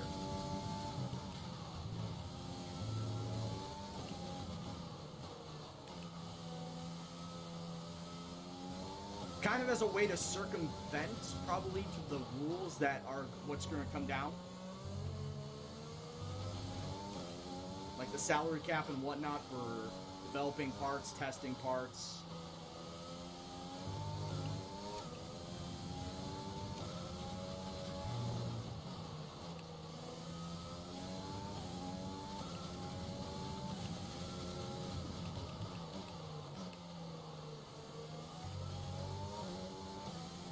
Yeah, but Green Stacks, the weather forecast said there was not supposed to be rain today. It said, yes, that there was supposed to be clouds at the end of the race, but no mention of rain. So this is the game trolling me right now. 5 laps to go.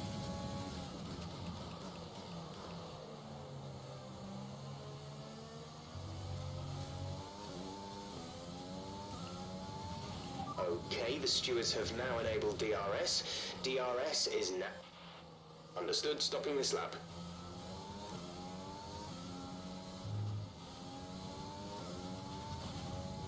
DRS is enabled, the track's dry.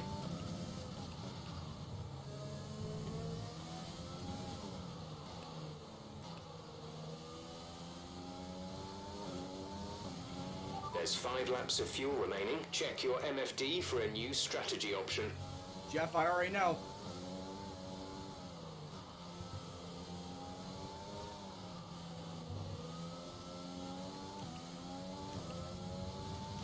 That was a quick spout of rain.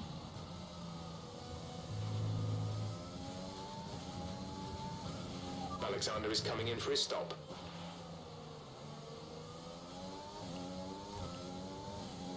Oh yeah, I've rated Buckeye Gamer from time to time. I know he We're at exists. +1 lap of extra fuel. Fuel target +1. I believe he's doing a Williams career right now.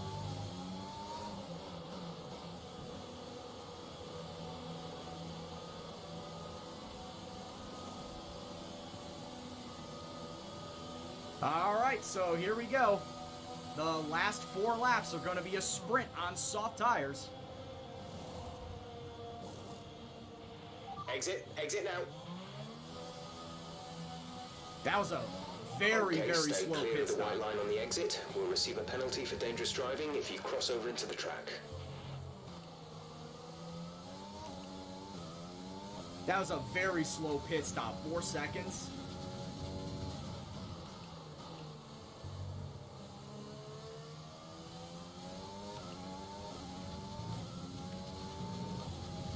And I did not gain any ground in that time.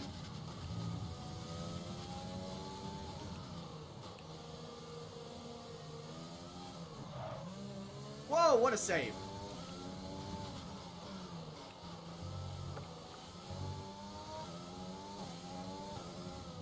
But yeah, Buckeye Gamer also, he does his streams very late, like later than me, and he's on the Eastern time zone. Well, of course, he's from Ohio. But he starts his streams up at like 11 p.m. Eastern. There's like not a lot of chance that I will watch much of his streams, but if he's on after I'm done, I'll raid him. Ginger Ninja, thank you very much for the follow, dude.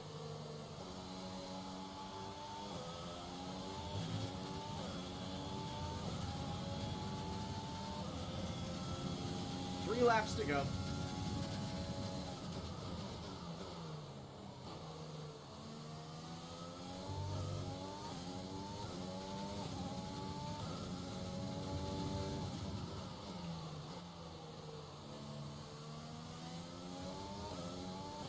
What's going on, Ops? Still need to get that lurk command going.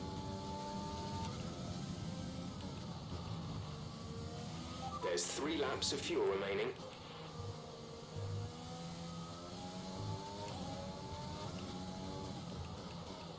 I mean, I've done that before. I've worked then streamed many times when I was doing Football Manager, but it burned me out. I don't know how he can do that on 3 hours sleep, too.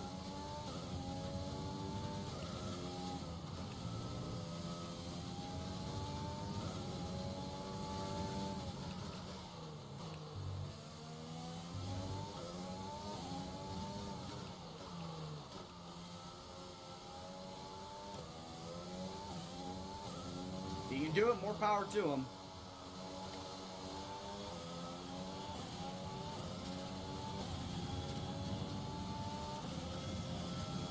Two more laps.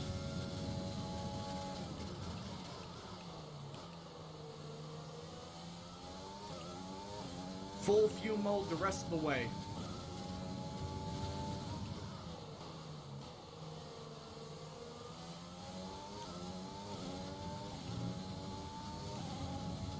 Just to try and mitigate that 3-second time penalty that I got.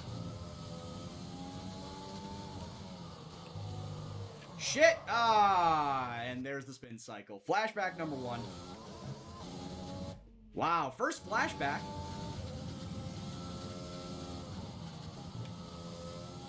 Took until the second to last lap to use it.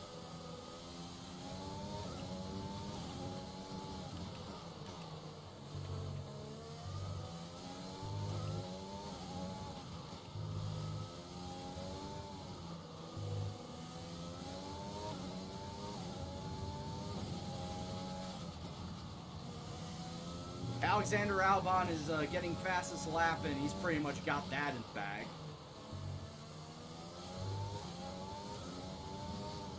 He doesn't just have fastest lap in the bag, he's pretty much got the win in the bag, too.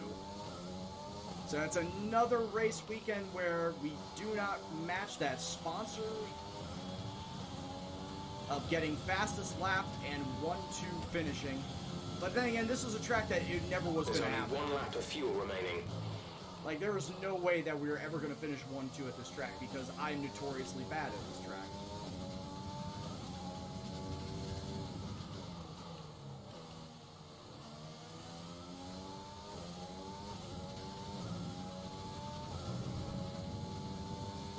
But we are almost done.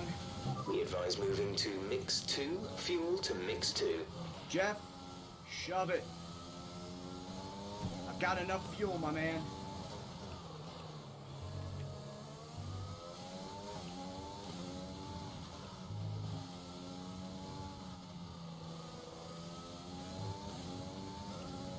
Albon wins the race. What else is new?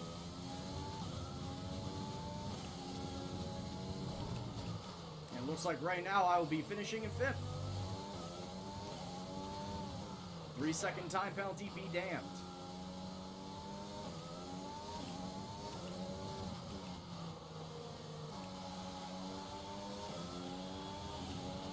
Man, if I didn't spin out in the rain, I would have stayed behind Verstappen. Race over.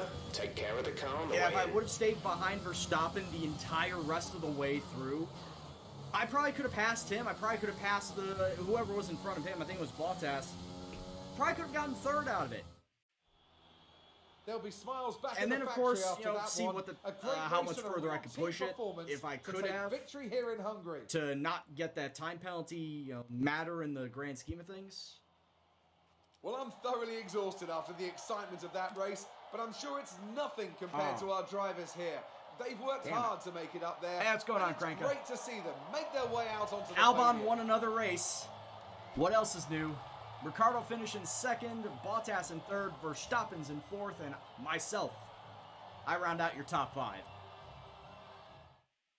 So then, it's time to see how this result affects the Drivers' Championship. God damn, It's a man. positive result for Alexander Albon, who moves further out Yeah, in front he gained at the top 16 of the points on me. standings. Now, let's discuss, Ants, who All right, the rest of the top 10. Sainz, Hamilton, Leclerc, Stroll, and You say there's Correa. a What else? contender What for happened driver to of the some of day? these It's other got to be guys? Valtteri Bottas, a commanding Matsushita, performance that I think had the DNF, audience's Giovinazzi. eyes glued to him for the majority of the race. Let's move on to the... George Russell dropping out of the top 10, finishing in 15th. Norris is 14th. Man, the McLarens are not doing all that great. Sainz is the only one the that's doing current well leaders with them. continue to extend their lead at the top. Meanwhile, a strong weekend from None of Red the Bull Alpha this time Tauris out. either getting points. That's disappointing as well. Not even Pierre Gasly. The fans really seem to enjoy that. You made it They look enjoyed easy. it because Albon won, Claire. Let's Was be honest today a here. good day for you? No. Because of the rain. The weather was miserable today, but do you feel this was an advantage for you? No. What could have gone better? The not being any rain, Claire, and also me not driving shit around this track. We all know that Hungary, alongside with Spain, are two tracks that I just despise driving. So I'm just going to no comment that one. Your teammate took the #1 spot. Does that make you happy or There's friendly competition between us. Better driver won. appreciate your time? Is there any jealousy? No. Gendo racing is fine. There's no jealousy. Gendo racing is fine. Fucking Bottas. You're Bottas over here, man. Ugh. Damn it. Start off so well after qualifying, and then it goes to shit in the actual race because he finished in 3rd. Wonderful stuff.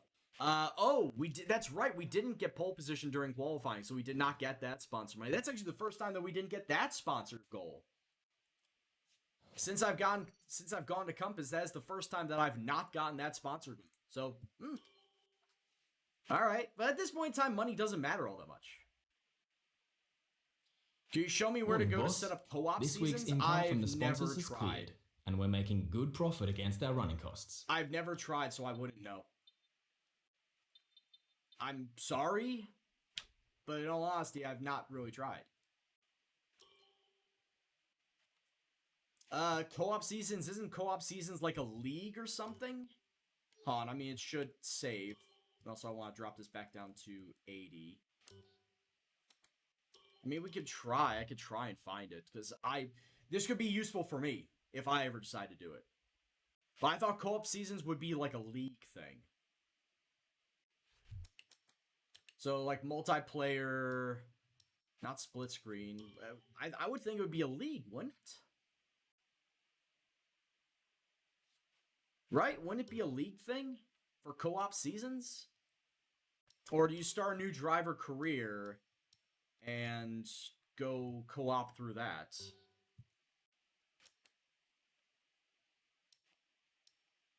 Yeah, online multiplayer. Like here? Yeah, I don't know, honestly. LAN game. Split screen. No, we're not doing no split screen stuff. Challenger Series. No, it's not there. It's obviously not over here. It's not in multiplayer either. Yeah, would have thought it would have been like driver career. I honestly thought it would have been like driver career and then you set it up like that. I don't know. I honestly don't know because, like I said, I've not tried it myself. What's going on, Slappy? Alright, so let's just move on. Like I said, nothing really in need. What's this final one for personnel? 15 million? Improving the pay stat is 15 million. What about 10 million everywhere else? What can 10 million get me everywhere else? Fabrication, build time. Should I up my build time of durability? Kranka was asking where to find co-op seasons, and I've not done co-op seasons yet in this game, so I don't know where to find it. If you can help out, or if anybody knows where they can find it and help out, that'd be great.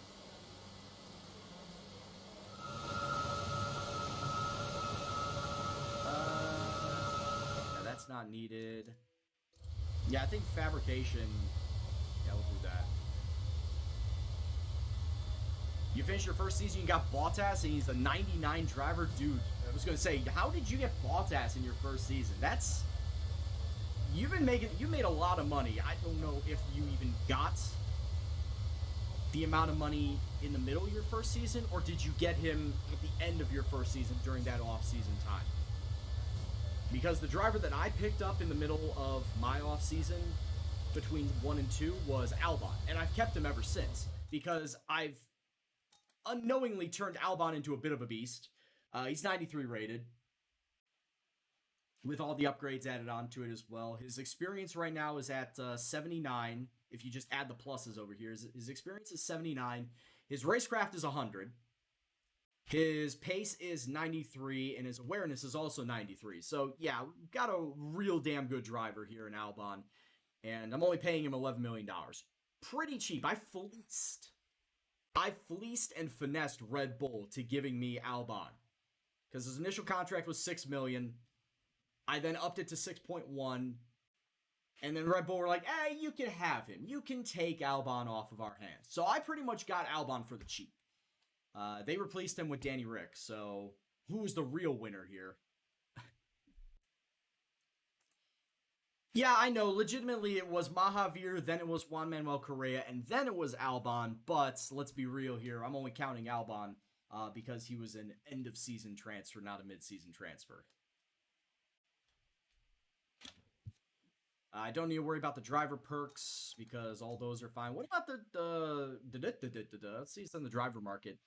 Lewis Hamilton is just insane with his cost right now. 15 million base salary, 7.5 million buyout. Slappy Kiwi, thank you very much for the follow, sir. Hope you're enjoying yourself this evening.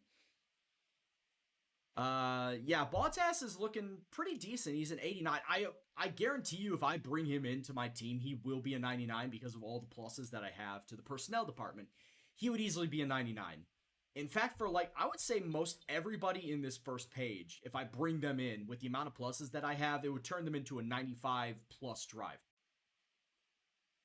Like from Kvyat up, I would take them and it would immediately be a 99 plus drive or a 95 plus drive.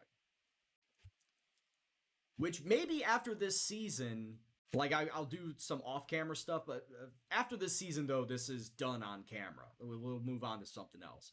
But I might play around and try and get a smaller driver and do a season off-camera and see what happens with it. May do, simulation through it. I'm not going to drive. We'll just simulate through it and see what happens. But yeah, that's what we have right now as far as the drivers go. Max Verstappen's on Ferrari, by the way. Because Sebastian Vettel retired, and they wanted to go after one of the best, so they went after Max, and here we are. Danny Ricciardo went to Red Bull after I picked up Albon, so that was the only other, silly transfer, I would think. Roman Grosjean also retired, but got replaced by Nick DeVries. When Max left Red Bull, we got Nobuharu Matsushita. Replaced him, and then Juan Manuel Correa replaced Danny Rick at Renault after he got picked up. So yeah, it's been very uneventful in terms of driver movement in my career. Been extremely uneventful. And you see some of these that are still free agents. Aitken is still out there. Hubert, King, Eilot, Giotto, Zhao, Schumacher. They're all still free agents. They're all still ripe for the picking. I mean, Mahavir is still out here, for God's sakes. How's nobody picked up Mahavir yet? He's one of the best. But in all seriousness, I'm surprised that there haven't been more F2 drivers that have broken in terms of driver rotations. But I think the reason why is because they need to wait for a driver to retire first before then coming on in and starting that carousel of driver movements, which is why you still have Aitken, Hubert, King, and etc. all the way down, still waiting for a run. But I'm kind of surprised though that Correa, yeah, he did drive for me. I'm surprised that Correa got picked up before Aitken did, before King did. I'm surprised that Matsushita got picked over Aitken, in all honesty. But hey, it's whatever the AI decide to go with, and that's what they decide to go with, so yeah, fun times. Alright, so we're done with that. As far as my engine goes, let's get back down to the practice engine. Yes, at this point in time, I do have a race engine and a practice engine, because I don't want to wear out my parts too fast. And at this point in time, we also have an interview with a Mr. Will Buxton. So let's go and talk with Mr. Will about what's been going on this season. Well, it's great to be back at your headquarters, and I've got to say, an awful lot's changed since we were last here. Let's dive in with some questions. It's not been that bad. We've seen an amazing level of dedication from your second driver, both on and off the track. What would you say is the key to instilling that level of dedication? Great management. That's all. It's just great management. It seems like we have 2-star drivers in your team. Is that going to cause any friction? Even Will knows. Will knows that we are both fighting it out to try and win the driver's title this year. And that's why I asked that question. That's really good. That the questions are tailored to how you're doing in the season. I really like this level of depth. Because I've never had this question asked at any other time during my interviews with Will. So this is really good attention to detail and season depth that they have all these questions lined up for any situation. I love this. But getting back to answering his question, I could either say that, when the stars align, magic happens, and you just have two solid drivers on the team. Or I could go and say, gloves off. When we're on the track, the gloves come off, and we're both okay with that. We just have some fights. I mean, we've done that in the past. The real star is the power unit. With the same engine, it's no surprise we're both in front. That's a Mercedes answer right there, which makes a lot of sense because I have the Mercedes power unit. But that is a Mercedes answer. No doubt. But I will go with this one because, let's be honest, it really is true. Between us, we've had fights on the track. We've both jockeyed for position on the track many times before. So we'll go with that. When you're one of the top teams, do you feel like there's less pressure or even more? I don't know. Let's divert that answer to Mercedes because it seems like they've been doing that for the last 6-7 years. Mercedes, would you like to comment? You gotta feel like there's little pressure. Like, if you know you have the best car on the grid, it doesn't really seem like there's a lot of pressure on you. When you're out in front. Okay, when you're not out in front, maybe. But it does seem like that when you're out in front, when it's yourself and your teammate 1-2, there doesn't seem like there's a lot of pressure put on. There's always pressure. You have to focus on what's in front and who's behind. Or more pressure, now people know what to expect. Or now we've attracted sponsors like Ali. Is it Ali or AII? It is AII. The pressure is a lot lower. Okay, nah, I'm not going to go with that one.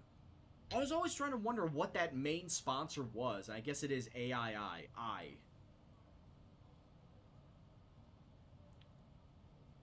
I'll just say there's always pressure because you need to focus on who's in front and who's behind. Because, of course, if I'm running second, I always got to worry about my teammate. You've been attracting new sponsors to your team.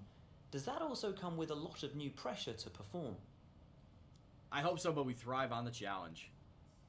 Albon may be new to Formula One, but he made a big splash at Toro Rosso and Red Bull. Do you see a potential? Hey, what's going on, champion Henzo? We'll get to you. We'll answer that in just a second. Exactly that. He's a future champion. We're going to give him room to shine. See, here's the thing. He's currently 30 points clear at the top of the table. It's been wonderful to spend some time like I with said, you. Best it of is luck pretty out much on going to track. be him and me going for the driver's title. He does have that leg up right now because he has that 30-point advantage. But Henzo, we have only done the Hungarian Grand Prix. There was a little bit of rain in the middle of the Grand Prix for like about 6-7 laps. Kind of threw everything out of whack. I qualified 5th. Ended up in 5th. Albon started in 11th, but managed to win the race. In typical Albon fashion, because I made him such a beast. He started in 11th, and actually came in, I believe he came in 1st when we were doing our pit stops for the rain. He managed to come in 1st, got out in 1st place, mind you, and stayed in 1st the rest of the race. It was just the magic of the pit stops when the rain came out that he was in that fortuitous position. Alright, season break time. And now we've got the wonderful Belgian Grand Prix. which, as I may mention before, no need to touch anything. Messages, there are no messages at this time. And also, I'd like to make mention that there is no sweating with Gendo between the end of the Hungarian Grand Prix and now, so we don't have to do a damn thing. Any predictions for tomorrow? Well, when you take a look at the top 5, it's Hamilton, Bottas, Verstappen, and Charles Leclerc in 5th. I kind of want to side with Ferrari getting a podium. Right? Because Mugello is Ferrari's test track. So I kind of want to back Ferrari getting a podium this time. I do think that it'll be Hamilton winning the race. I think Max will be up there as well. I think Bottas will actually drop out. Calling it now, I think Bottas will actually drop out of the podium. And Leclerc will finish 3rd. That'll be my top 3. Hamilton, Verstappen, Charles Leclerc. As the finishing order. I mean, he qualified in 5th. And it looked like that he was handling that car extremely well compared to Vettel. Of course, Vettel not even cracking top 15. I think that Charles is going to be the one shining beacon for Ferrari in their 1000th Grand Prix at their test track. And I think that he'll get a podium. I think that he'll finish in 3rd. But I do still think it'll be business as usual with Hamilton winning and strengthening his lead on the driver's title. Just has to be said. Just has to say. Has to be said. But yeah, man, I'm crossing my fingers. Like, you gotta hope that Ferrari turns this shit around. A Hamilton Max Leclerc podium would be sexual. It'd be really, really cool to see. Oh no, there's rain for qualifying. Why the fuck do I gotta deal with rain today? It's rain in qualifying, but sunny for the race. Oh god. And if it was... Here's the thing. If it was dry for qualifying, I would not put it past me getting pole. Or Albon getting pole, me starting 2nd, if there was no rain. Because this car is amazingly, blindingly fast. And this is a track that is very keen to getting the most out of the power unit. You're using a Ferrari engine, I'm using a Merc engine. In your team, you now are using Renault. And you called your team Lotus because the car looks like Lotus. Oh, yeah, I was going to say, it's not just colored like the old Lotus colors. See, here's the thing. In my save, Renault became the top motor. Going into Season 3, Renault became the top motor. They had 100 power and 95 durability, whereas the Mercedes that I have is 95 power, 100 durability. And then below that, I believe it was Ferrari with double 94, and Honda, I think, had double 92. But the fact that Renault became the top power unit in this save is crazy to think. Double link, you got Max. I don't know how you people are getting these high quality guys in your first season. I start with Mahavir as a money saving thing. And then I went with Correa, also as a money-saving thing. I didn't pick up my big-name driver until the off-season between Season 1 and 2, and that was Albon. And I decided to stick with Albon because he was turning into a damn good driver, and now he is a beast. So I've decided to stick with him. But I don't know how you said that you got Max, and Slappy, I think he said he got Bottas in his first season. I don't know how you were able to do that. I don't think even with the money, you have to not put anything into your facilities in order to get these guys, which is impossible because they are going to want your facilities built up. Cheap, I was gonna say cheapest stuff, like the highest paying sponsor, and then the cheapest driver and the cheapest engine. Is that how it went? But yeah, this fucking Christ, this rain in the qualifying is going to throw everything for a loop. And I am not going to be happy about it. Alright, let's get into practice 1, though.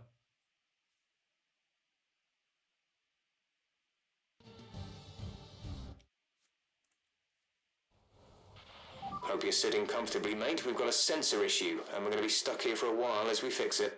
We got a sensor issue. Well, fortunately, I can just fix that right damn now. Not worry about it. Alright, let's get this car set up. Yeah, exactly what I said, Pin Dog. You have to have your facilities built up, especially if you want to have one of the better drivers. Like, I think for the drivers like Bottas and Albon, for me, I need to have something up to spec 2. So, unless you really put a lot of time and effort into building up your money... If you want to know specific information or make certain changes to the car during a pit stop, you can tell me what you want over the radio. Press and hold the radio button. In order to then go and buy Max or Bottas, yeah, you need to have early on put all of your money into the facilities and hope that you have good results too, because they also care about the results. Hope you have good results in order to entice them away from Red Bull, from Ferrari, from Mercedes to come join your team.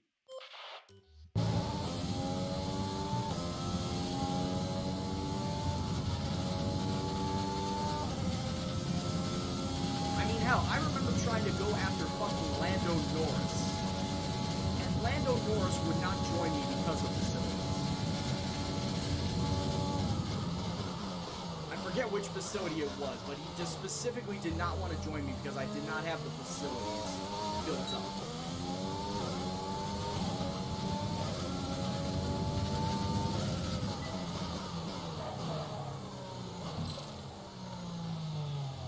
Oh my god, alright, let's try it again.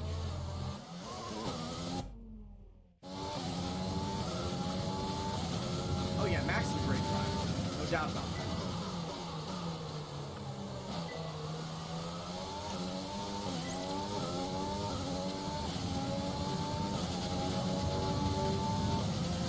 Alright, let's have some fun up Radion.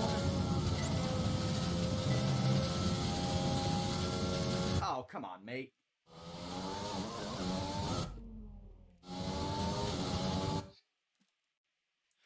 I keep forgetting to turn my sound down after I'm done doing interviews. Are you alright? Sit tight, the marshals are on their way. I keep forgetting to change my sound levels after I'm done doing an interview. Alright, let's try again. And let's not run into a wall this time. Oh wow, completely missed that. Fucking Christ, Brian.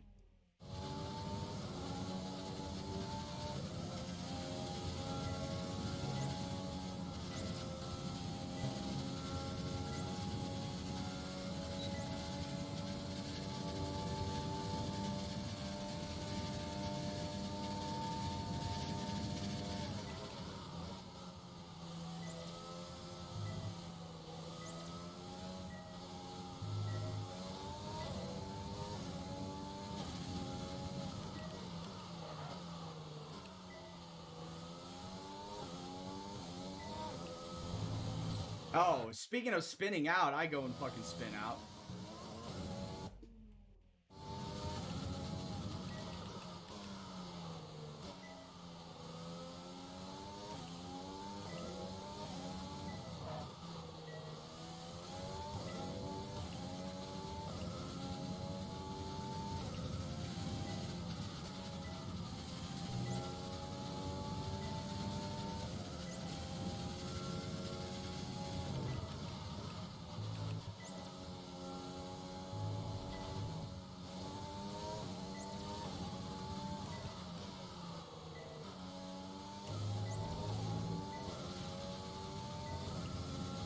Got the driving line there, and I still suck taking it.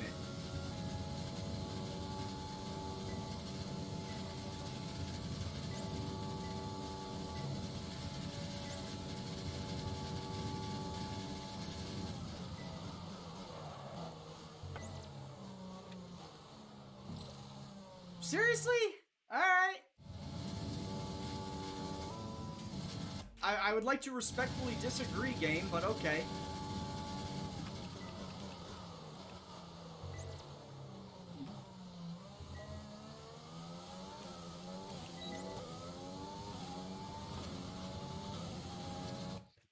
It's like, I think I know how I took that fucking hairpin. Chicane. The hairpin is at the end of the start-finish straight.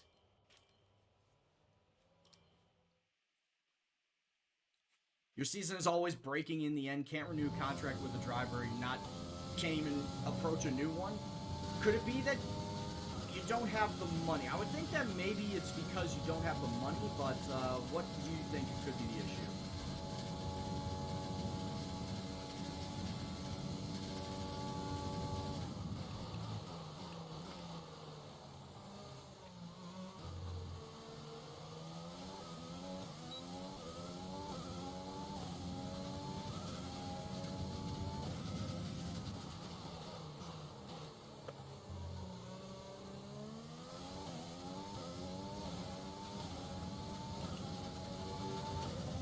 Oh, I love this view cam dog.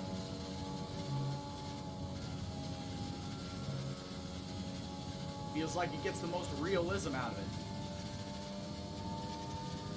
Plus, there are other sims that I drive that force you into this cockpit view. You can't have any other cameras. You only have to drive in driver view. Which pretty much have got me used to driving like this, even with the pillar in front.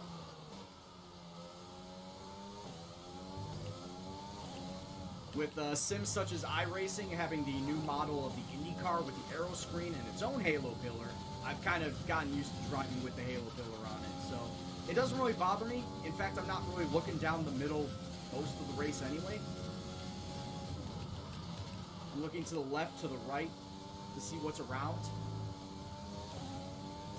To see what cars are around me, where the turns are.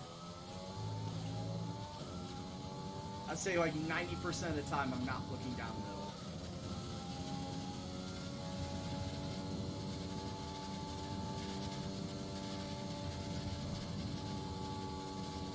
Well then, Toes, I don't know.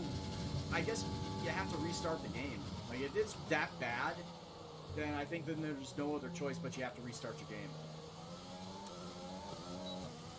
Which sucks, I know, but if there's no other way, then there's no other way. You think it's because you play oh, why are you playing a 10 race season? You just want to get through the seasons as fast as possible? That could be a reason why, and that could be something that the developers just completely overlooked.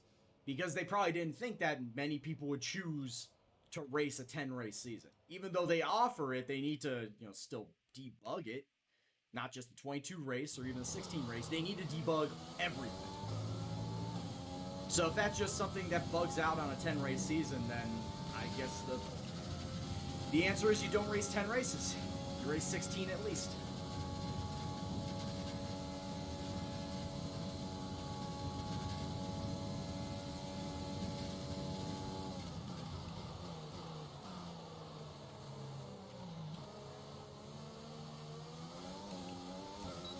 Then you do a 16 race season and simulate 6 of those races.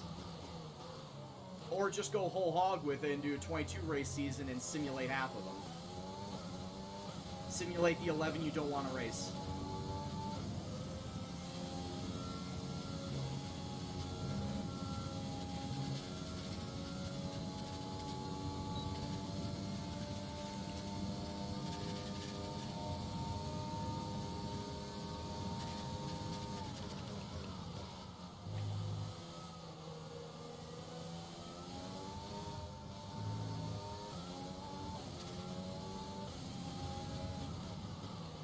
But that is still pretty shitty that the Codemasters didn't debug something like that.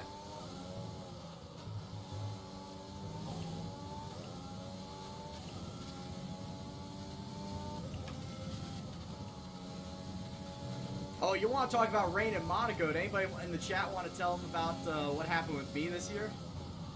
Or this season?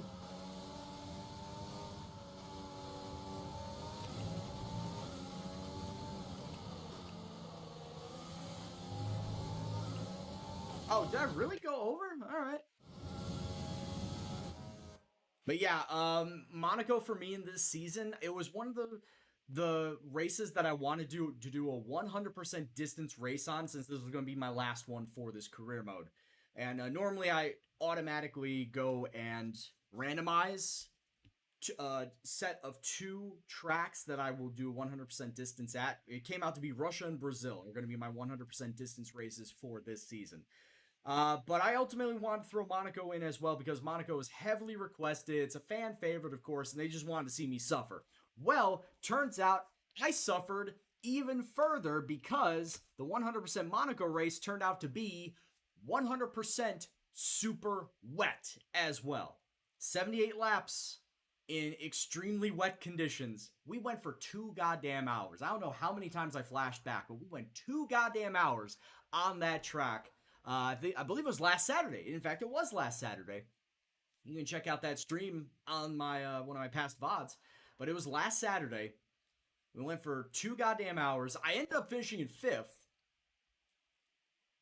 Even with the flashback, I think I also had a 6-second time penalty because all the times I was just running over Nouveau Chicane and, picking up time penalties and warnings like that.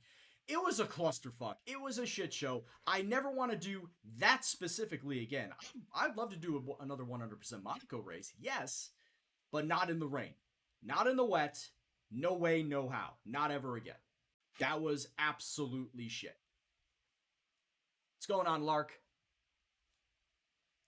That's something they do in Guantanamo. Yeah, that is insane torture is what I had to deal with. But we finished it anyway and ended up finishing in 5th, which wasn't too bad given the circumstances. Double Link says, do you know how to edit? What, editing like videos for YouTube, etc.? Is that what you mean by that? If so, yes. I have done it on and off for the last 5 years.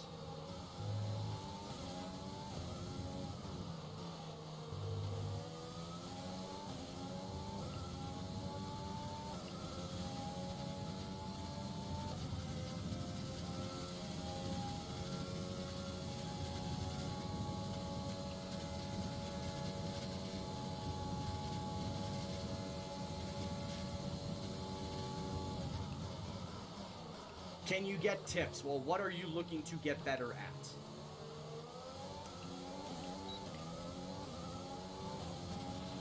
Okay. Because I don't think there's a one-size-fits-all when it comes to editing.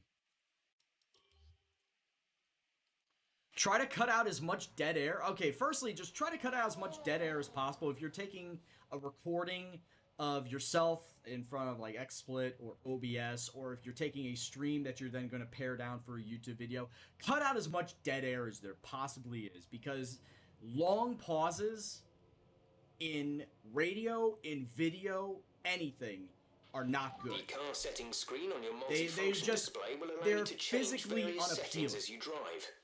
Open the display with... Like, that's probably a general, generic tip.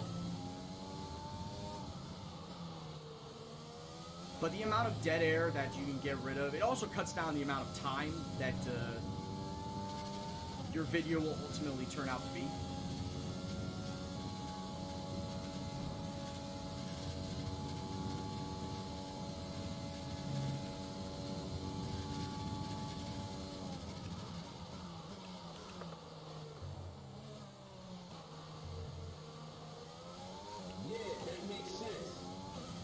King Chill Goober, thanks for the follow, my man. Hope you're doing well. Hope you enjoy the stream.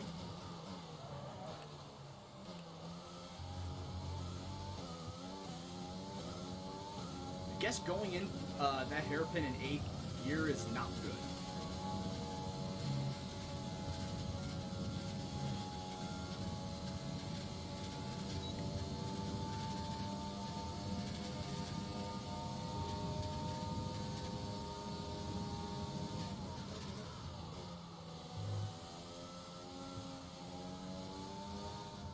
You want to edit like Arvo? Well, that takes time, man. And you know how long Arvo's been in the game? Longer than me. I said I've been doing it for 5 years. He's been doing it for longer. It takes time, man. It takes time. It takes trial and error.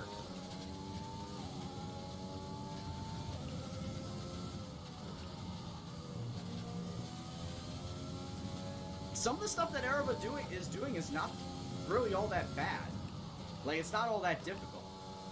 The camera work that he uses, he's basically taking the entire race, not the race highlights, So you're going to have to save the whole race and play around with the cameras in that game to get the angles that you want for the race, for the sections of the race that you want to make. And then he himself, he also then speeds up his race game using OBS, or not OBS, Sony Vegas, more than likely. Just to try and speed up parts of this track that are, or not this track, but whatever race he's doing, just to, you know, speed up the race. He also does a lot of cuts in between the laps as well, of course, just to try and cut down on as much time as possible in order to convey the story of his race as best as he possibly can. Yeah, Arava, from what I've seen with Arava, he's not really doing anything that's, I would consider, difficult. It's just that he's been doing it for a lot longer, and he's got his shit down to a fine point.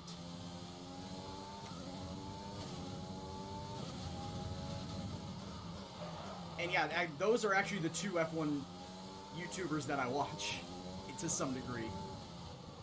Which I only started watching them once I started playing F1, which was about 4 months ago. But yeah, just looking at both of their YouTubes, shit. They're not really doing anything all that hard.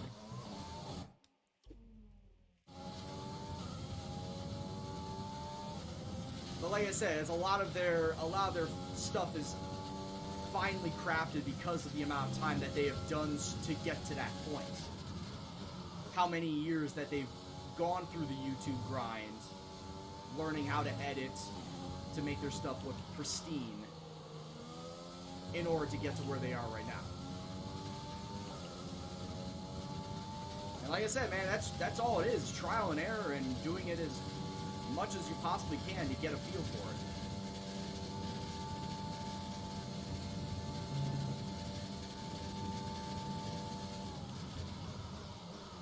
Almost the same thing as streaming. Like, oh, how do I get good at streaming? Well, firstly, you gotta do it. Alright? How do I get good at editing? First, you gotta do it. And you gotta learn from your mistakes.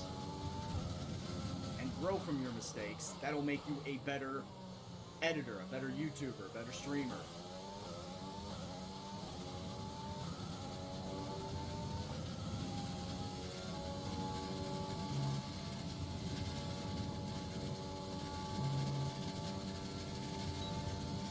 Double links, I've already told you I'm not changing. I'm not turning off the Halo pillar.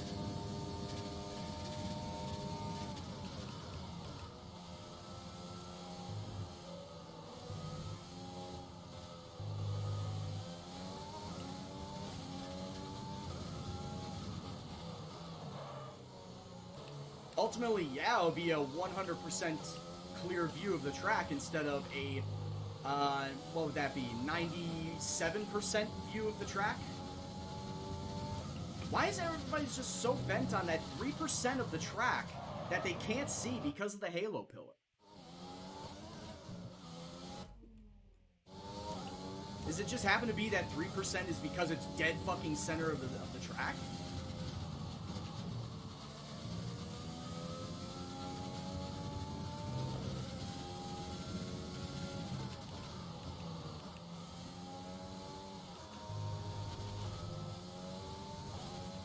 I don't know why money shifted down to that.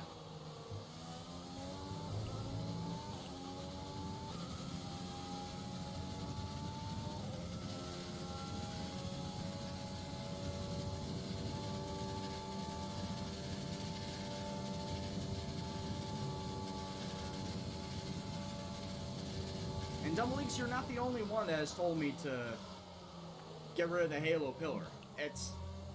And I'm sure you won't be the last one.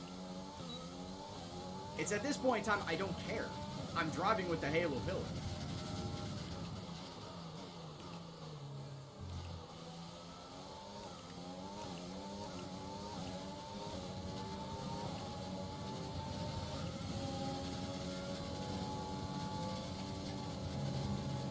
Oh, of course, I caught the... Are you okay?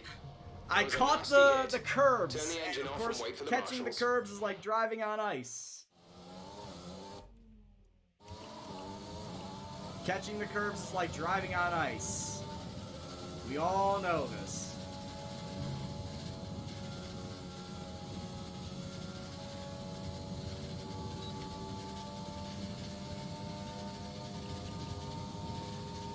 Yeah, that was a pronto moment.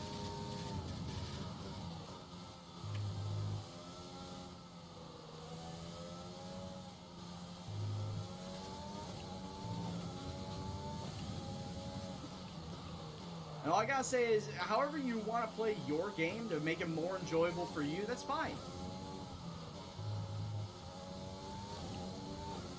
For me, driving like this is enjoyable for me.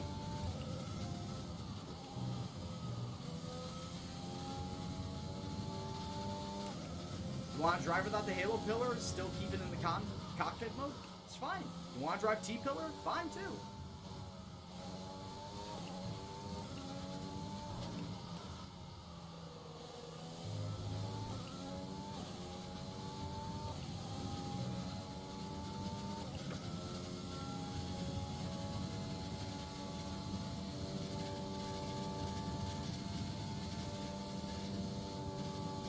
As soon as I was shown that by my Firelight team, I immediately had to put it in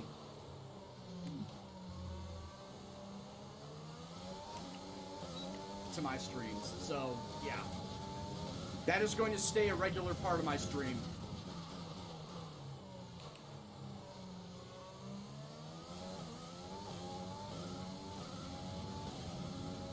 Might as well do all 5 laps of this race strategy program,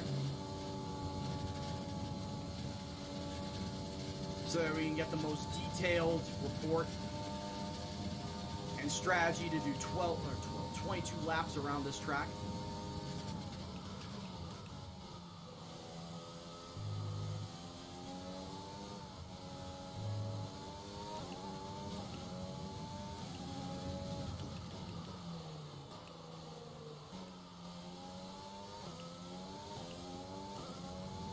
I hate that Brussels carousel so much. In all honesty, that's probably the one place on this track that I dislike. Is that Brussels carousel. Because it is a track that cambers outward instead of inward on a turn. And I believe it is the only part of any F1 circuit that does that. What, really?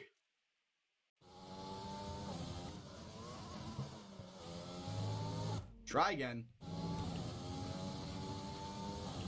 Guess I carried too much speed in through there. Sebastian Vettel, and he spun.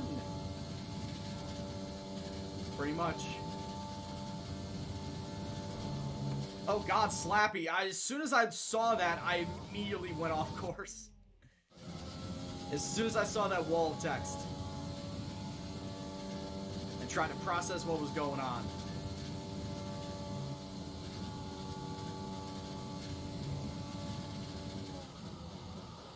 Those all of your driver movements.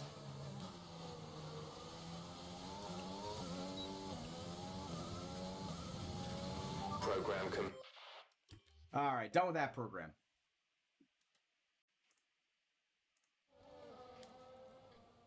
And we got the final one, the practice qualifying program before we get into qualifying proper.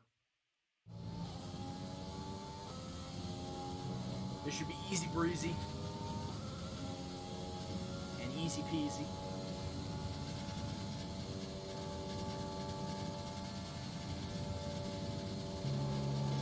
Get off those curves.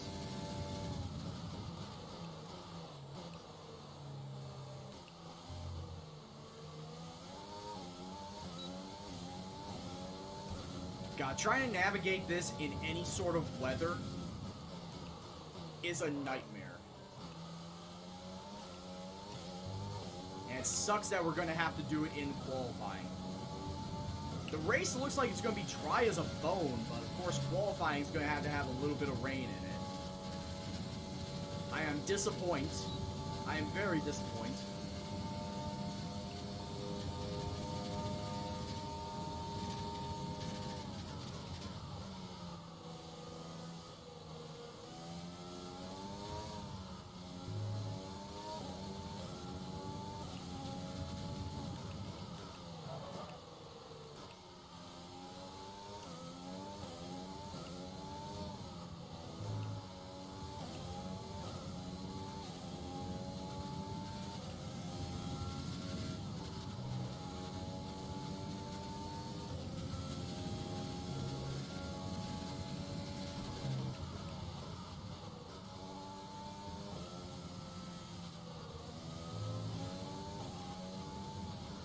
Can't go fifth through that turn. Come on, Brian.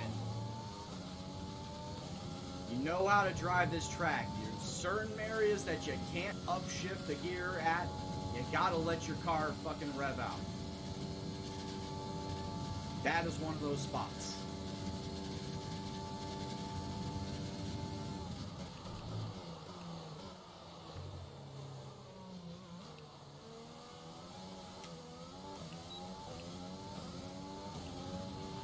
Okay, test Yeah, I mean, as I may mention before, this car is fast enough that we can get pole position in dry circumstances. We could easily get pole position, and hell, in dry circumstances, we could probably cut our way through the field, just going down that Kemmel Straight. When DRS opens up, open up the ERS overtake button, rich fuel mixture, just get all of them working, and we can start passing fools down the Kemmel Straight, and it won't be a problem. I feel like that if we don't qualify top 2, that is going to be exactly the strategy that I will use, is to just completely start bombing down Kemmel Straight, doing all of that. It's time to remind ourselves of our top 3. Just open everything to the max, open the floodgates of extra power, and just zoom past people. Because we could do that.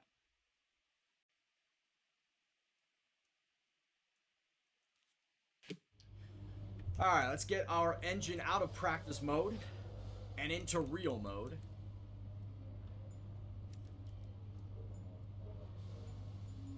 Alright, so that's main.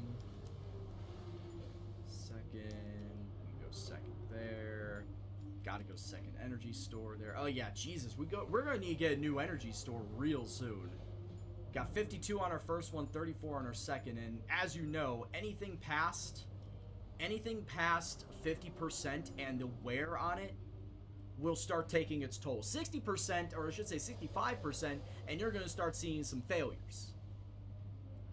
And that is at a point where I don't want to trust any part of my engine, or hell, even my gearbox, is that once we start hitting that point of 50 to 65, and then beyond that, you're going to start seeing failures, and at that point in time, I would rather take grid penalties just to get a brand new engine instead of having to deal with the unfortunate side effect of having an engine go, having an MGU go, or a turbo, or an engine store, or energy store.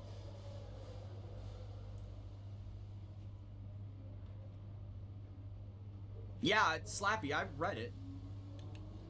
Like I said, those are all your driver changes. Alright, also I need to change this back up to 94 for my racing. And simulate the rest.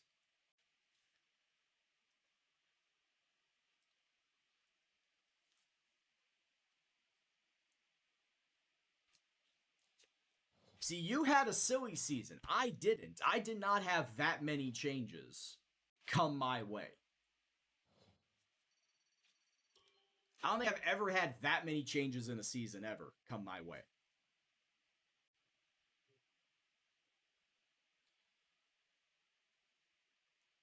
Alright, well, weather forecast for the entirety of the practice session would be great. They still don't give me a... See, this is bullshit, because sometimes the game likes to give a weather forecast, and other times doesn't want to give me shit. So it's not telling me exactly how long the rain is going to happen at practice. Does not mention a damn thing about how long the rain is going to last at practice. But all we know is there's going to be rain at practice. Wait a minute, it doesn't... Wait, what? Now it says it's sunny. Huh. Alright, well, if it's sunny now, then we don't have to worry about any sort of rain, but you saw it when we came in the very first time going into practice 1. It said there was going to be rain at qualifying. So now there's not going to be any rain at all. I'll take that. That helps me out. That helps myself and Albon out, because we should be getting pole position then because of that. Hey, what's going on, Lightning? You missed Hungary. But Hungary was pretty uneventful. Albon won. I finished in 5th. Actually, Albon won starting from 11th.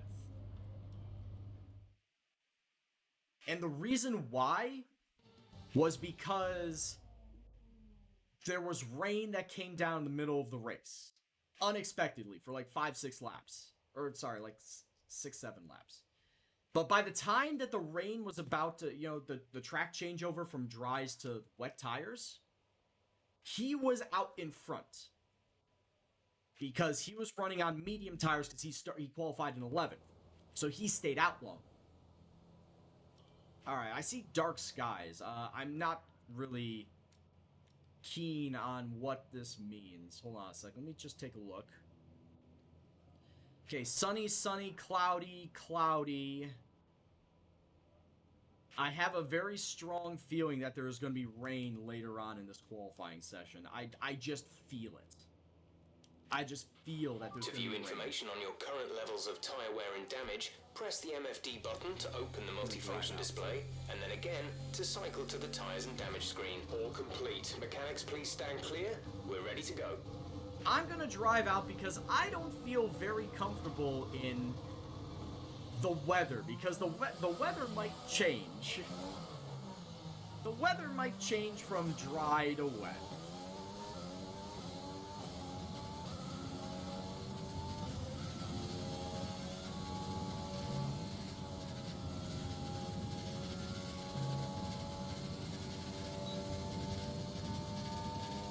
And yeah, that's the thing, Lightning, is that there wasn't any rain predicted in the forecast. It did say, though, that there was supposed to be, cloudiness towards the end of the race, but no mention of any sort of rain.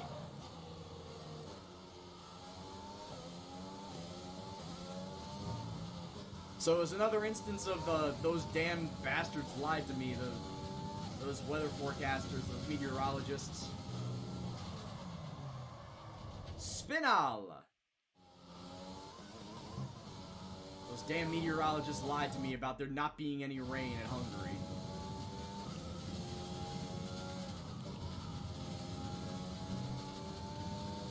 Got Diamond Apex Powhon.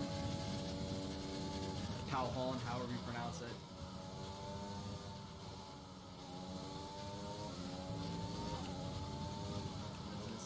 This is Stavolo Corner.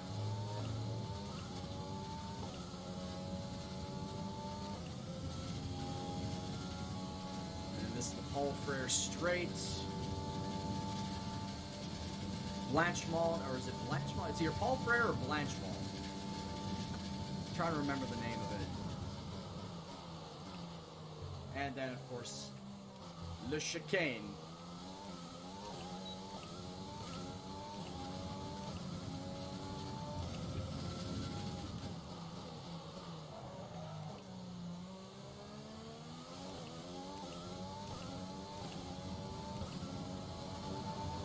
Yeah, I wish I could, Toza.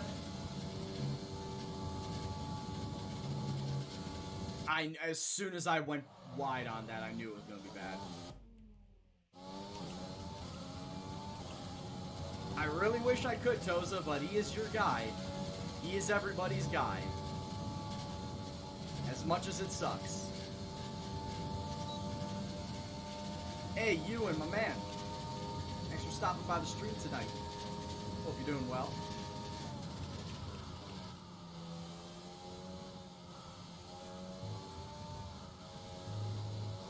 So we managed to get a 5th at Hungary. Albon won the race.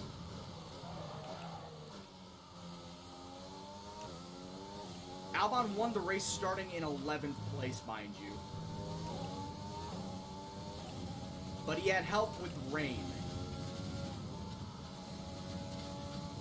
Based on his position when the rain came down, he was actually near the front.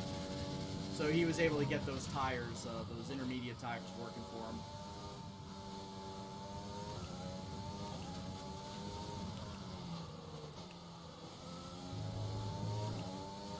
Oh, that didn't seem like I went over halfway.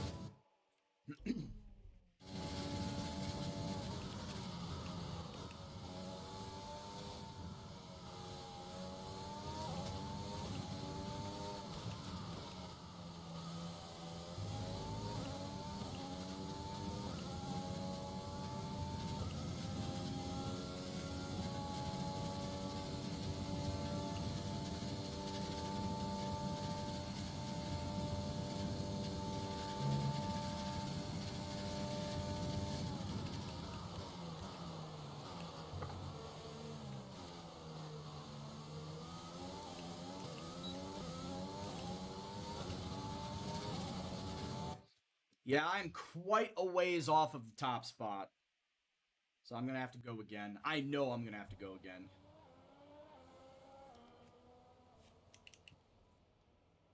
Is it possible to have one of the F2 guys take him and make him a top driver? Yeah, you're going to need to invest in him for quite a while. You obviously build up your personnel. You got to get your personnel up to at least Spec 2 on everything. Because if you get up to Spec 2 on everything, that's a 10 plus added bonus to all of his stats.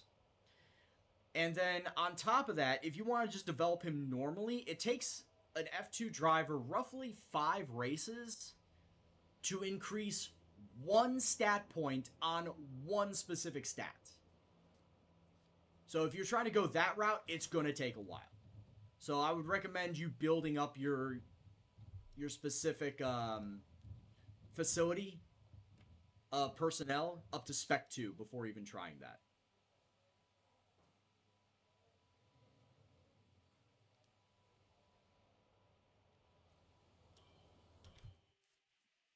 It can be done. And if you go Spec 3 on everything, that's plus 15 to all stats.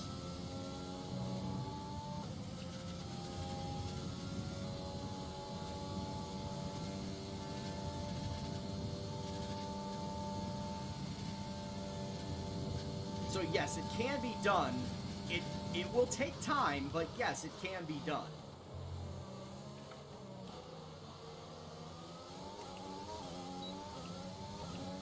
Alright, I'm officially the last car out for qualifying and made it with 4 seconds to spare.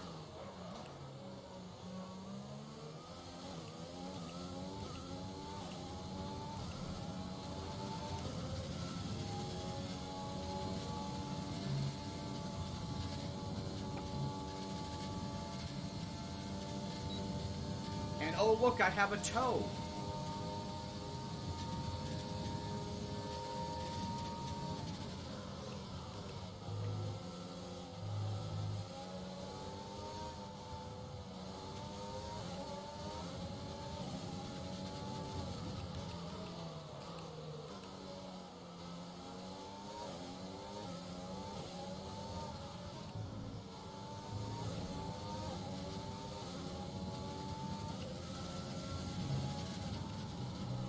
Ah, damn it. Did I get a chance to watch qualifying? No, but I saw the results. Hamilton, Bottas, Verstappen is your top 3. Leclerc top 5. Very nice. I'm honestly pegging him to do well.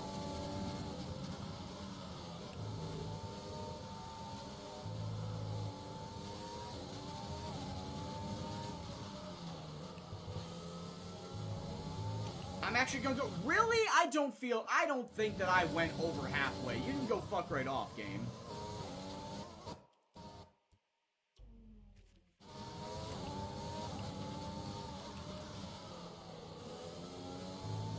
Honestly, I'm pegging Leclerc to do well and probably get a podium.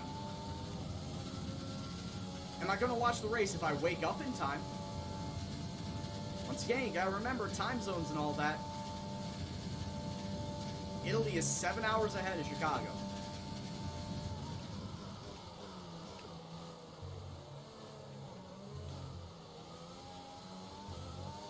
God fucking damn it.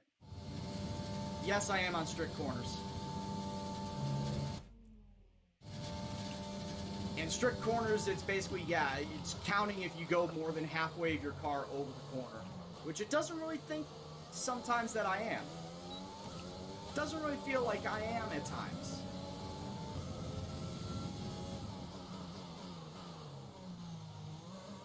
Well, like I said, at least I'm making it in Q2. I should make it in Q3 easily.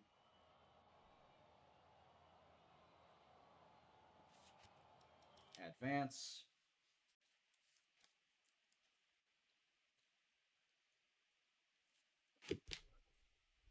All right. Q2. Do we have any rain? Here's the rain. Well, it says that there is going to be some rain coming down, but there's the rain now. God damn it. All right. Go to track, drive out.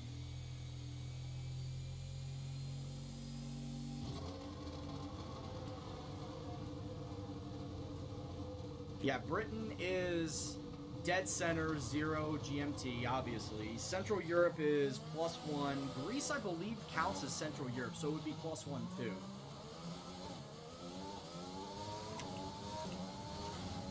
If not, it would be Eastern Europe, and then it would be +2, yeah. But I thought Greece was part of the Central Europe time zone.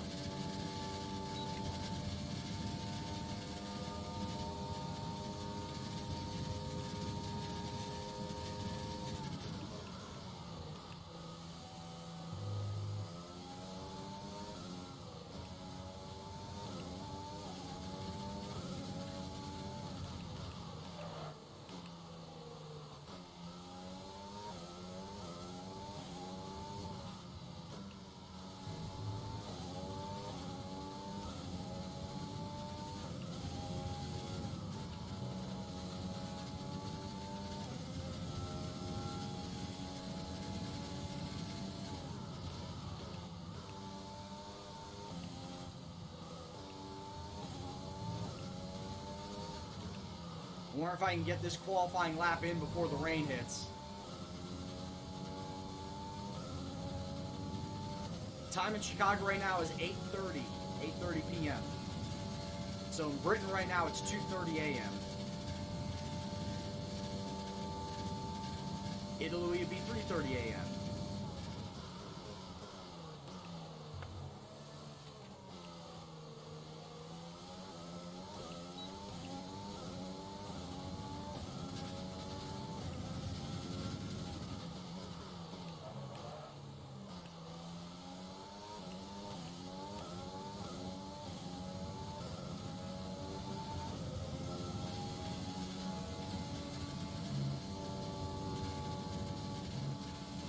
So if the start time is 2 o'clock Italian time, I'd have to wake up at 7 a.m.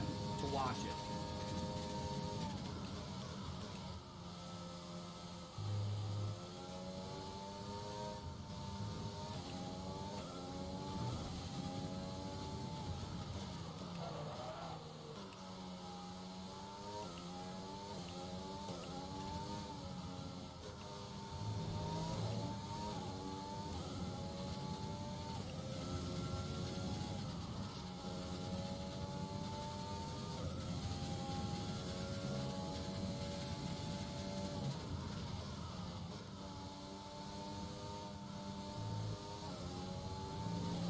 Well, I'm subscribed to the F1 YouTube channel and their Twitter account, so if I miss anything, I'll just catch up there.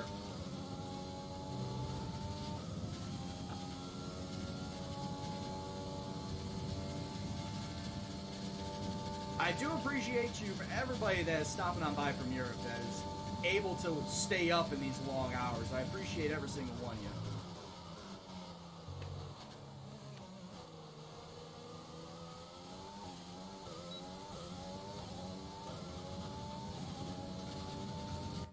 Alright, so I got fastest lap, but it doesn't really seem like it's going to be all that great.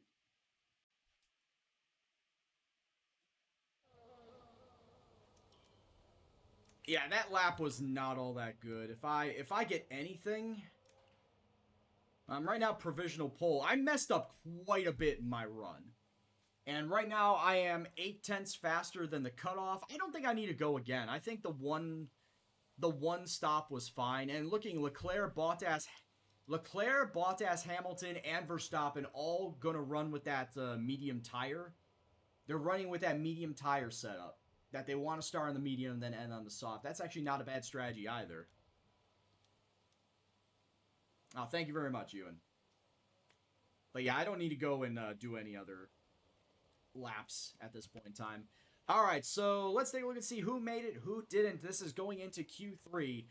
Both Gendo boys made it. Both Ferraris made it. Both Mercedes made it. In fact, Mercedes and Ferrari running on that medium strategy. It's an interesting strategy. I think that maybe I could have done that, but I'd rather take the speed right out of the gate first and then finish on the harder compounds. Who else we got? We got, actually, both Renaults made it. Ocon and Correa.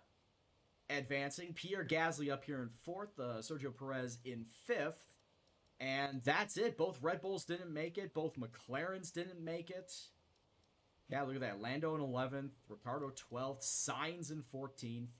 Giovinazzi 15th. And Lance Stroll sitting down there in 16th with his racing points. So, yeah, there we go. We got 6 teams battling it out up front. Who's going to be the supreme driver? And in fact, I think in Q3 it's going to be rainy, so it's going to be rather interesting. Rather interesting. Yep, there's the rain. I'd take a set of intermediates in these unpredictable conditions. There is the rain coming on down, so yeah, go to track. Flying lap. Yeah, Red Bull honestly haven't done all that great since they lost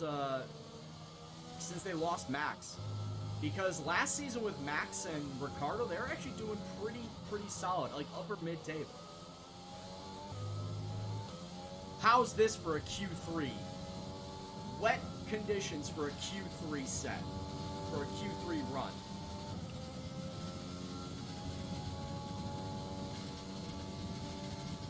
When the actual race is going to be dry as a bone.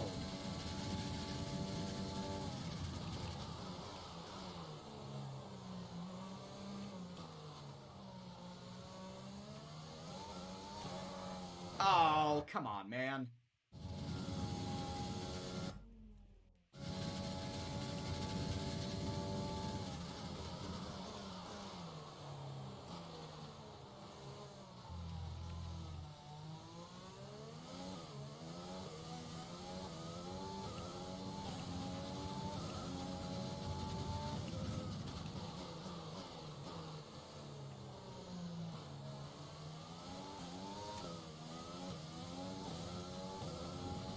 Yeah, absolutely. The game knows I don't like rain.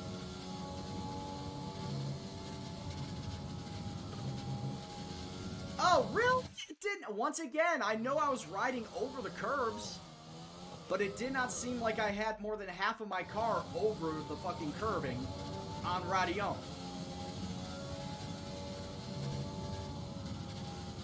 Oh, shit. And that's why I'm so glad I don't race this in the wet. There's one false move up Radion and you are dead.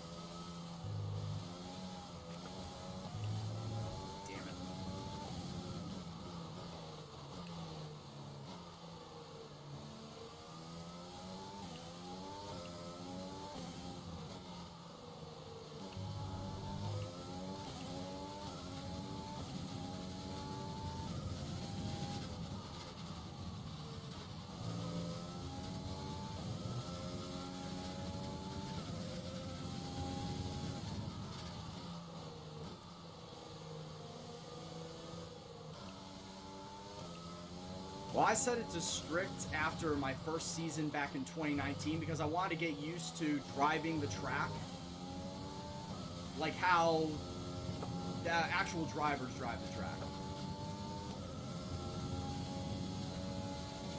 And if that leads me to being frustrated, well then so be it. I want to drive like how the pros drive.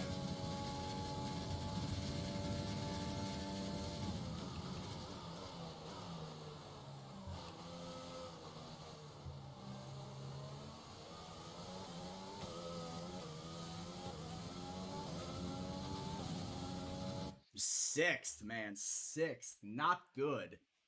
But like I said, this car is powerful enough that I can cut through the field. I could definitely cut through the field, but okay, now down to 9th. Oh, Jesus. I am 2.5 seconds off the pace. To view your current tyre, brake and engine temperatures, press the MFD button to open the multifunction display, and then press it again to cycle through till you reach the temperature information. Toze, I did that season 1. You missed the boat on that one. But if you want, and I mentioned this before, if you want to check out any of the past VODs that Twitch has eaten up, because Twitch eats up VODs after 1 month of them being on the service, you can always go to my YouTube channel, Gendo66. It's linked in the info boxes below. It's I'm uploading all my past VODs for story-based, career-based stuff for racing. So this is all going up there, and when I then do my Williams Try Not to Suck driver career mode, that's going to get uploaded to YouTube. So, yeah, I've already had Juan Correa on my team. It was fun, and we did it for the memes, yes, but it has been done. And Genius, I just found out about that this morning. I found out that Nico does it, not just for every race weekend, but he does it for, he's like a proper YouTuber. It's weird to see him like that. Accelerate time. Yeah, he's like a proper YouTuber. Not just for racing, but just, you know, around the paddock.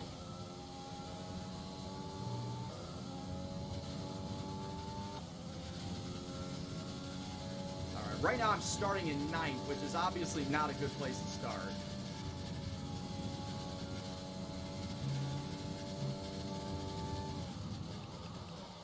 I need to get a better time by 2.5 seconds to try and get pole position.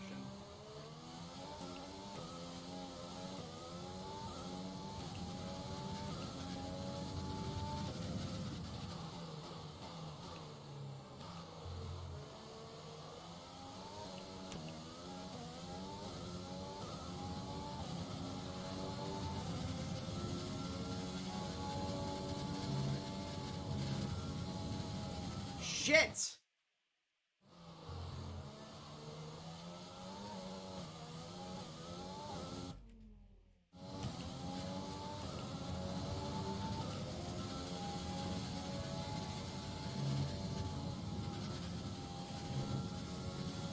Oh, thanks for that, Ewan.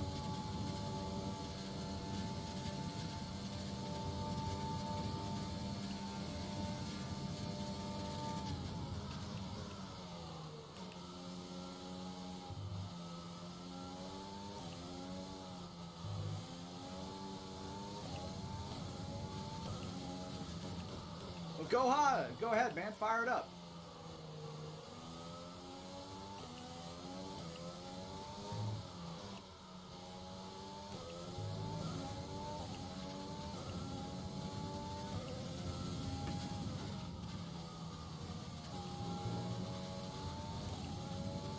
Oh, shit.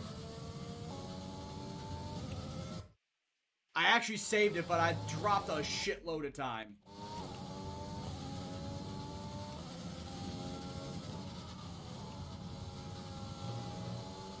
I'm actually really proud of myself for that save.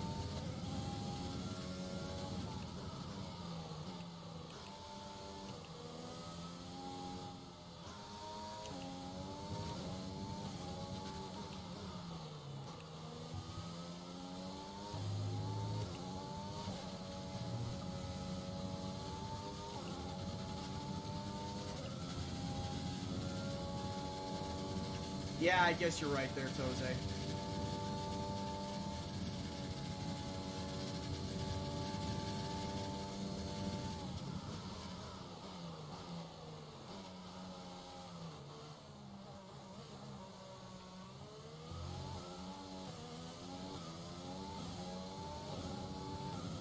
Alright, I think I'm up into 4th. I think I'm starting 4th.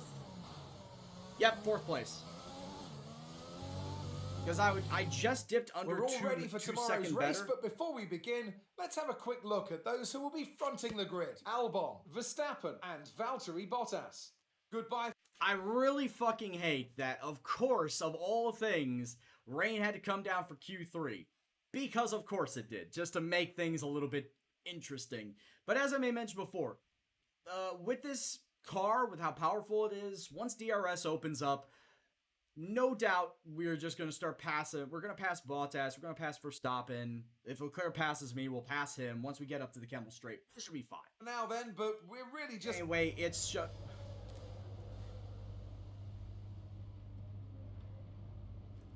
How many races have Albon and I have won? I think we've won all but one. In fact, Austria was the only one so far that we have not won. This has just been brought to my attention. It is going to rain at the end of this race. This is brand new information. We did not see this beforehand. We did not see this going into the weekend. This is brand new information. It is going to rain at the end of the Spa race. Now, I don't know if that is going to affect, like, yeah, it's going to rain, but will we need to switch tires? We don't know if it's going to affect the race that much. How much does the Logitech cost? The Logitech cost me, I got it on sale for $250. It's retailing right now for about $350, so I'd say try and find it on sale somewhere. But yeah, as far as season results, this is what the season results look like. Between Albon and myself, we have won every single race except for Austria. Bottas won that race. But every other race, it's either myself or Albon. Like I said, we have become the Mercedes. We have become overpowered.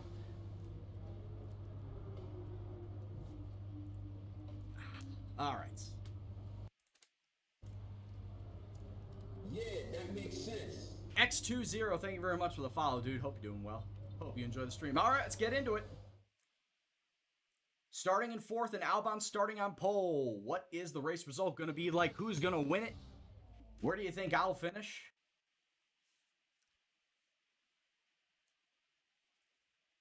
We're in Belgium once again for today's round of the Formula One World Championship.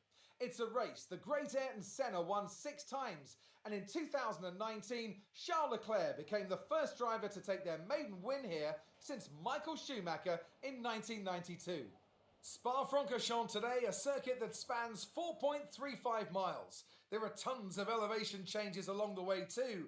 19 corners making up this circuit, with 9 of those to the right and the remaining 10 to the left. This track is a great one for fans of pure speed. The average lap speed comes close to a whopping 145 miles an hour.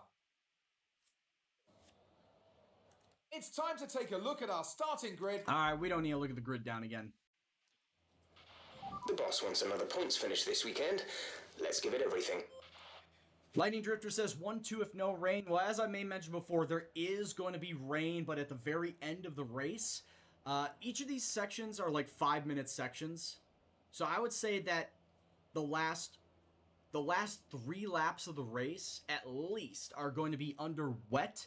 I don't know, as I may mention before, if that is going to be heavy enough to force all of the cars in to then switch to intermediates. And hell, if we even have enough time to switch to intermediates.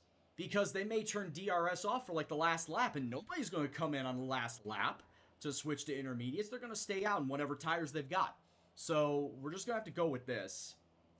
And the default is 7 on the soft, 15 on hard. There's no way I'm going to drive on hard tires here. We got to go for speed. So we're going to go 8 laps on the soft tires, 14 on the mediums.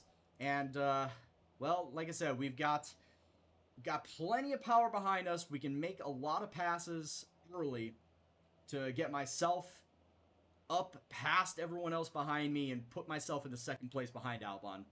So that it should be a Gendo 1-2 pulling away from everybody once DRS opens up. That's what I'm hoping for. Alright, so let's get started in this race.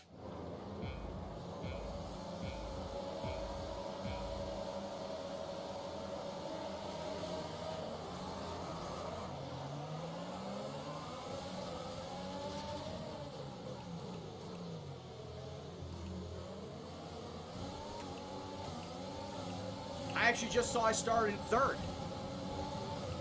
I started in 3rd. Someone must have taken a grid penalty.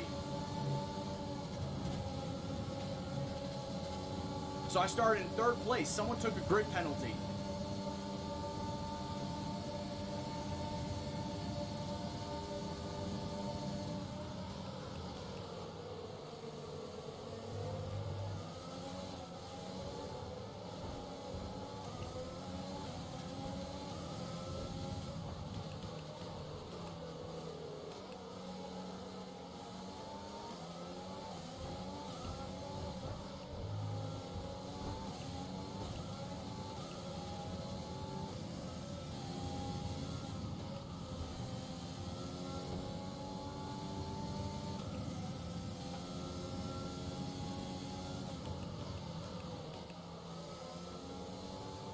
I'll move the camera in a second.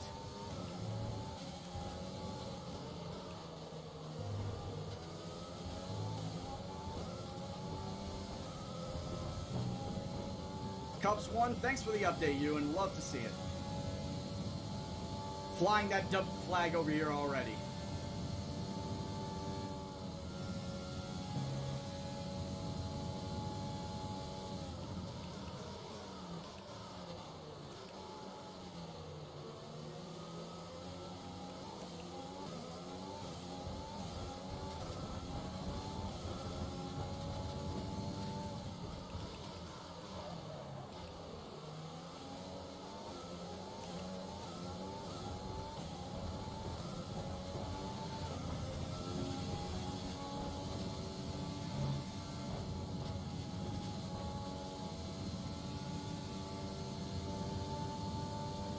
Albon is just flying away from us right now.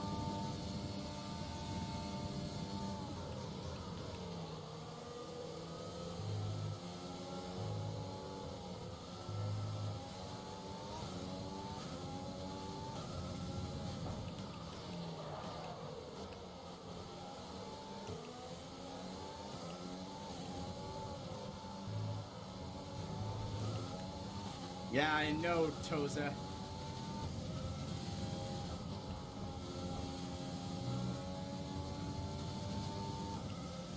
I'm not happy to see that.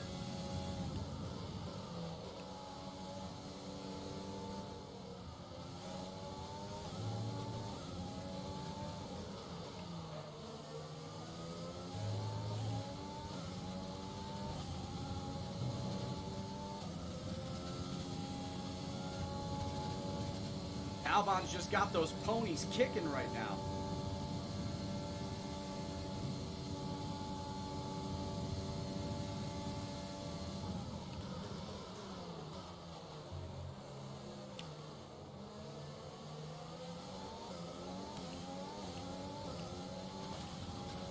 DRS will be enabled this lap. You can use it when within 1 second of the car ahead and in the DRS zone. I will say this, though. This may be the first race that will actually get that Russian Charge sponsor.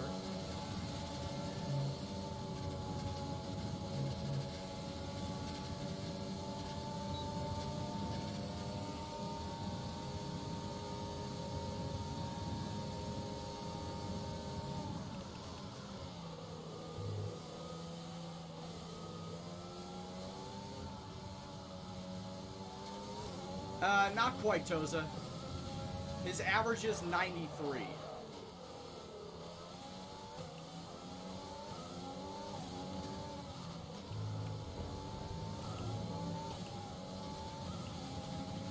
Okay, clear. So not quite, but he is still very good.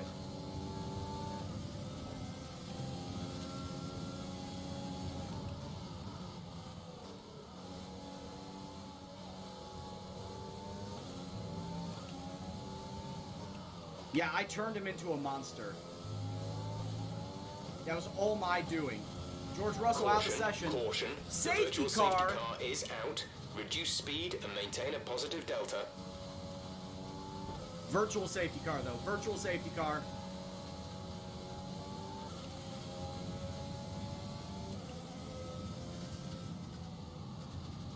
Virtual safety car. Okay, slow down, slow down. Your delta is negative, which means you are too fast. Reduce your pace.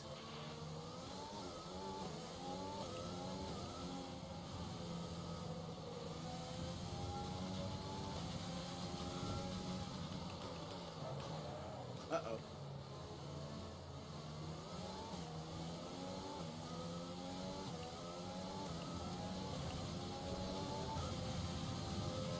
Virtual safety car is ending. Maintain your pace until the green flag. VSC ending. Wait for green.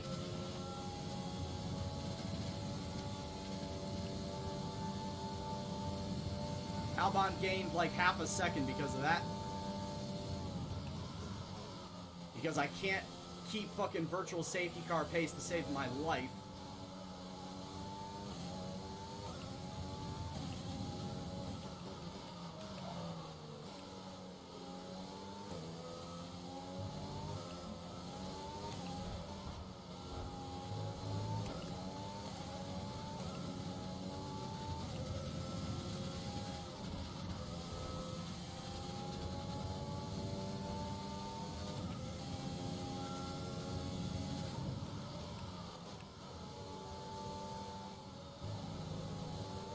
Yes, I have become Frankenstein with my creation. This Albon, it is the most impressive racer the world has ever seen. It's alive! He's alive! I love it. I mean, I hate it at times because I want to win the driver's title, but I love that I turned him into this awesome, awesome driver.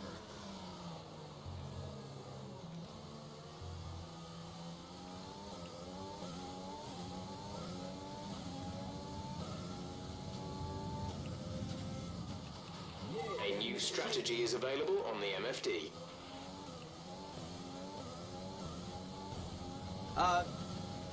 DX, thank you very much for the follow, my man.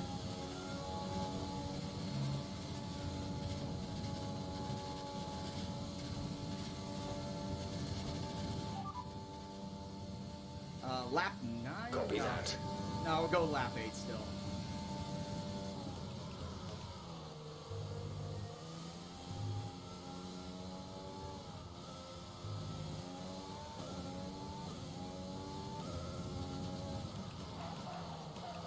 It's probably telling me go to lap 9 because Albon's going to come in on lap 8 as well.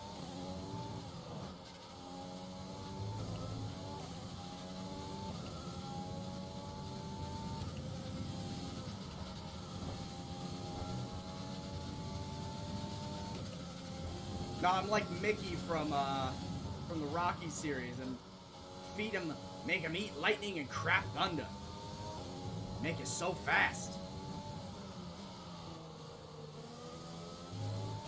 Your opponents can't see you.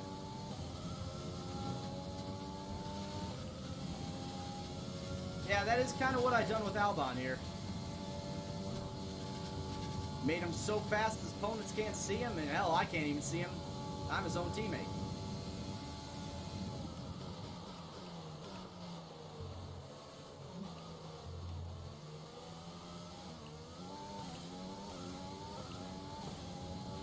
We're approaching the pit window. You'll be on the mediums.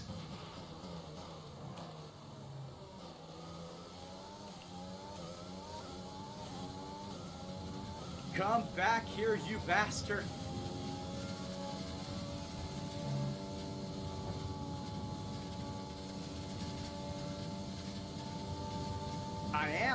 I am his boss.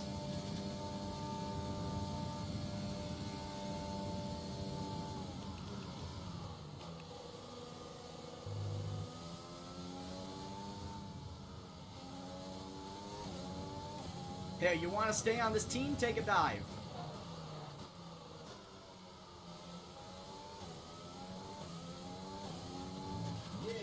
Hey, Albon, this is James.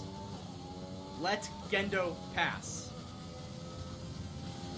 That is a long username. I will look at you in just a second. We'll just call you Alex. Thank you very much for the follow, Alex. Hope you're doing well. Hope you enjoy the stream.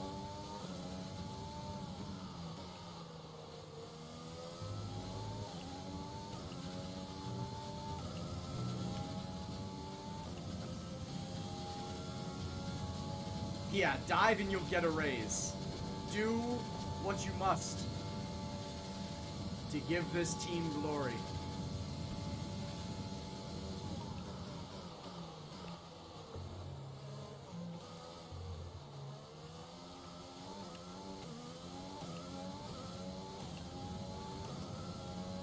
RVD, yeah, that would be nice. So you could actually manage your pit strategy around your teammates as well.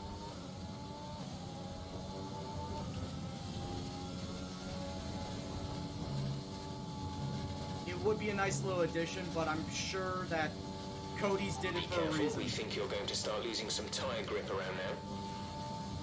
Cody's did it for a reason, because they wanted to see how you could drive as your own damn self.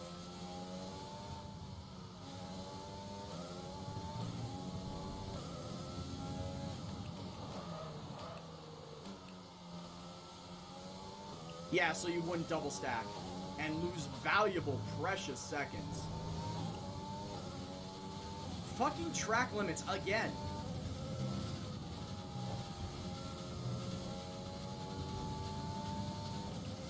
Like I said, I'm going to screw my own race up because I love going out of bounds.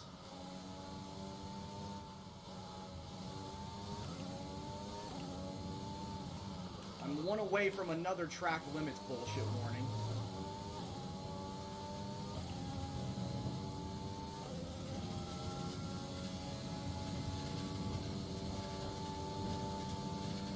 And yeah, that's the thing. I don't know what Albon's going to do.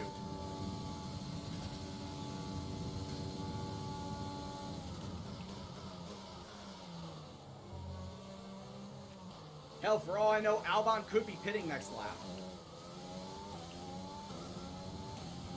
In this lap, push now.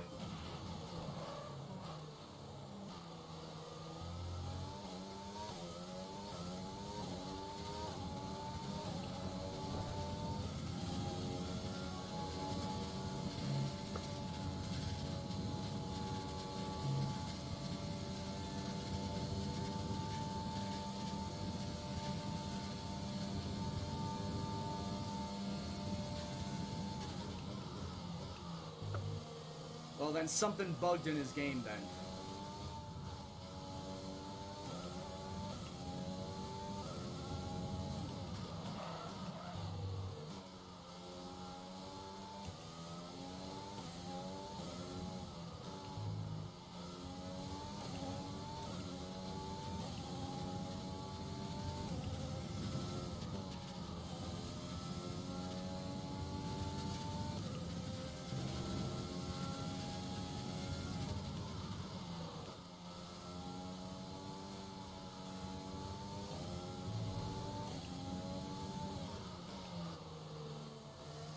I got turning so much earlier than that.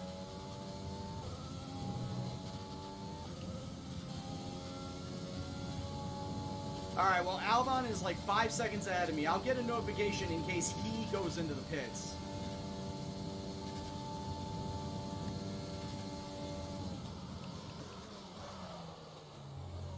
Yep, he's in the pits. Alexander is in the pits. Alexander in the pits. I guess I'm staying out for now. Well, it's a good thing I got that notification as I came up to the We chicane. pretty much burned off our excess fuel. We'll be back on target soon. Don't wait too long to turn the engine down. I think it was last season, I went into the pits not knowing that Albon went into the pits at the same time, so we double stacked, and I think that killed our race.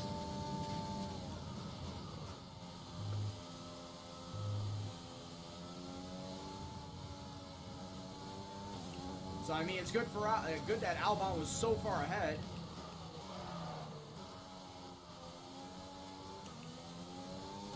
To give me the warning that I don't come into the pits.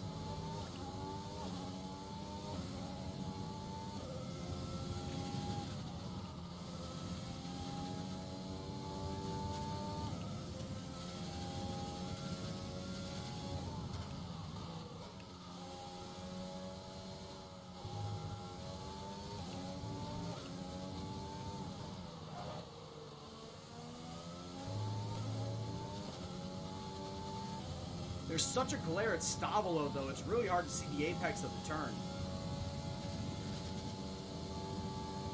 And hard to see where the boundary is.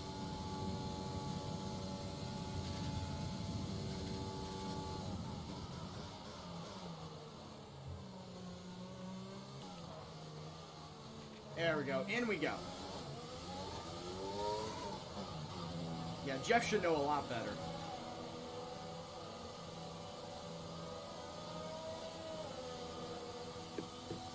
Alright, and all the drivers that started on mediums are going to be passing me now. Albon went on hard tires. Wow. Release, release. Albon went and changed to hard Pit tires. strategy complete. See these tires through to the end now. I'm kind of shocked he did.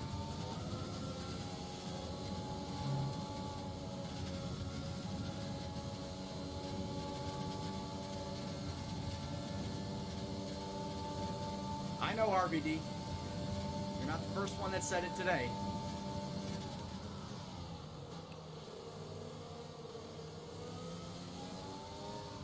Or the first one that said it in the last 4 months.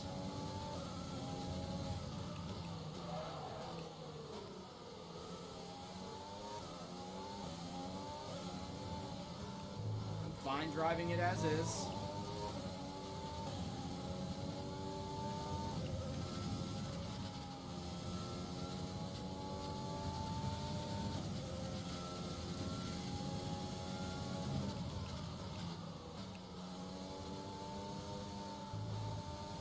When I said I can't see the apex, it's because of the fucking glare from the sun. See, right there.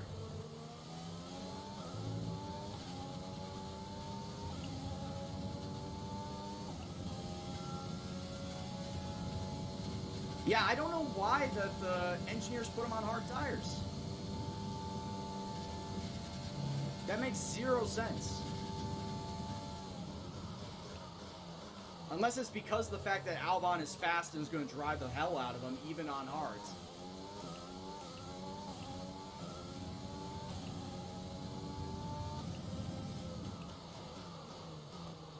I'm doing fine, Rooney. Yourself? I should put a Halo command? I already do. That shit's been there for like a good month and a half now.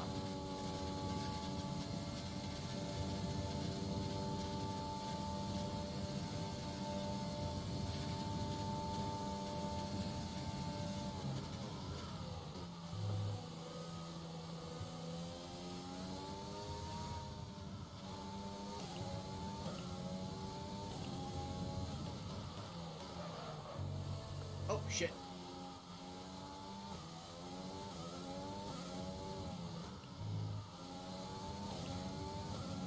Albon passed Bottas on hard tires. Bottas on mediums. Go figure that one out.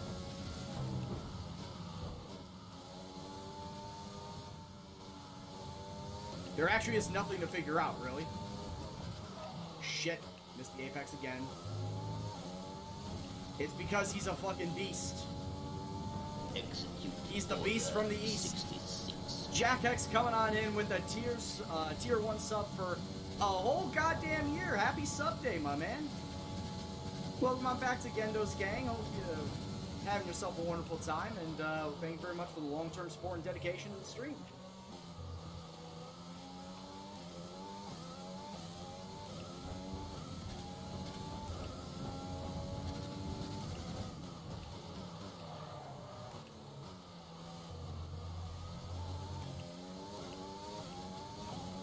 You know, aside from that little mistake that I just did, I've been doing fine.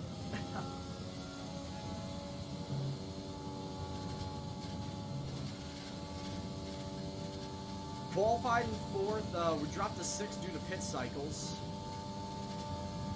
Albon, my teammate, went from soft to hard for seemingly no reason. Should have gone from soft to medium.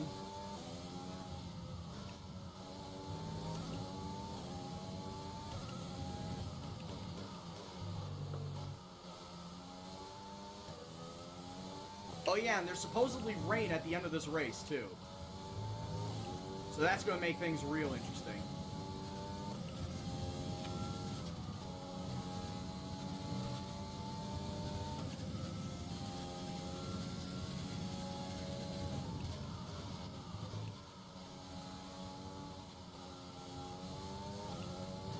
Oh, Jack, as an FYI, when I'm done with this career mode, I will be loading up online races, online lobbies. So if you want to get in on that, I think you're my friend on Steam. Pretty sure you're my friend on Steam. So probably get yourself ready for that.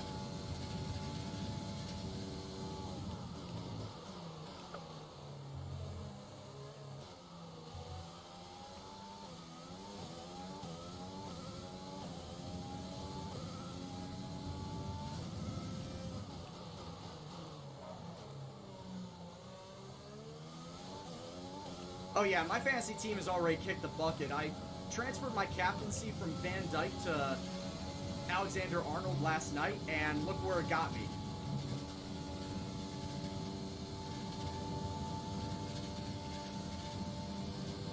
Got me a boatload of nothing is what it got me.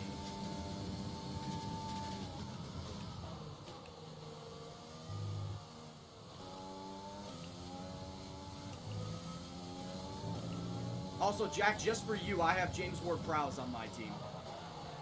Just for you. So I can fill the Southampton quota.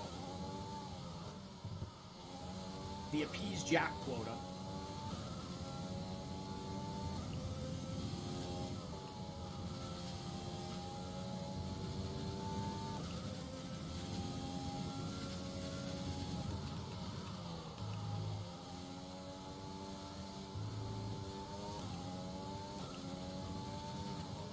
Yeah, good strat. Sucks that he didn't really do much yesterday.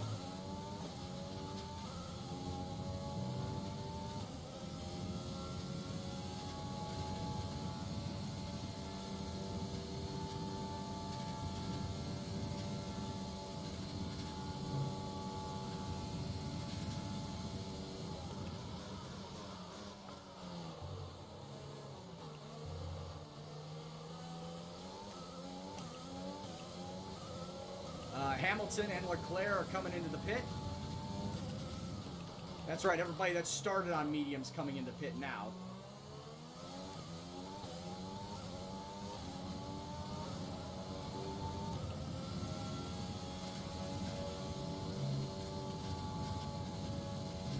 Let's put me up in a fourth for the time being. Bottas, Albon, who's in first place? You know what, I'm not going to flash it back. I'm just curious as to who's in first place right now. Verstappen. Oh, Verstappen hasn't come into pit yet, so he's going to be coming. Same thing with Bottas. Okay, so here's the deal. Bottas and Verstappen are going to be coming into pit this time around. They have to. This lap. Which means that your boy and Alexander Albon are both going to be 1-2. If this stays up, even with the rain coming, I think that the rain's not going to be that much of a factor. Like, they won't kill DRS. I think that this is going to be our first 1-2 since I got that Russian sponsorship and potentially also getting that fastest lap as well. That could see us finally get that sponsor money. Let's fucking go. Yeah, I know, Merman. I don't know why Alexander Albon got hards as well. He went soft hard, I went soft medium. I'm going to be faster than him. You would think. We're expecting rain in around 10 to 15 minutes.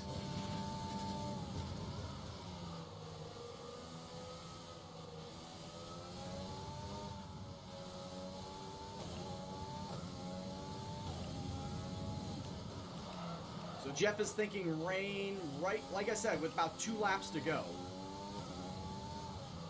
But it's not going to be a factor. It's not going to matter. Because the rain's not going to be hard enough to kill DRS. And even if it was, we'd all stay out for 1 lap.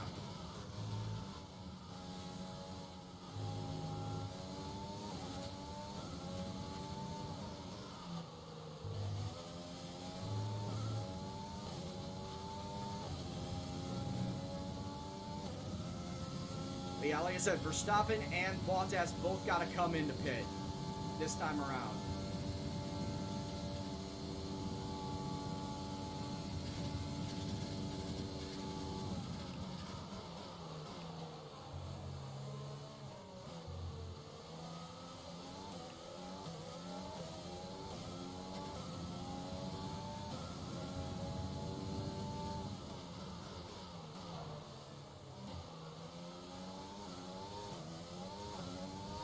And there you go. It is now Gendo 1-2 with Alexander Albon holding onto the hard tires and holding onto the fastest lap. He's got a 5-second gap on me right now. Can I close it in the next 7.5 laps?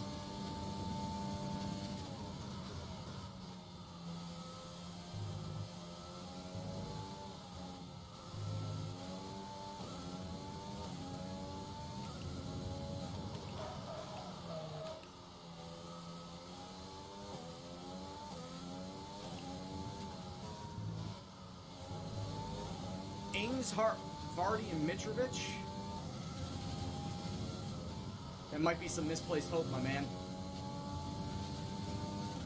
Yeah, Albon is definitely doing much better than me around Sector 2.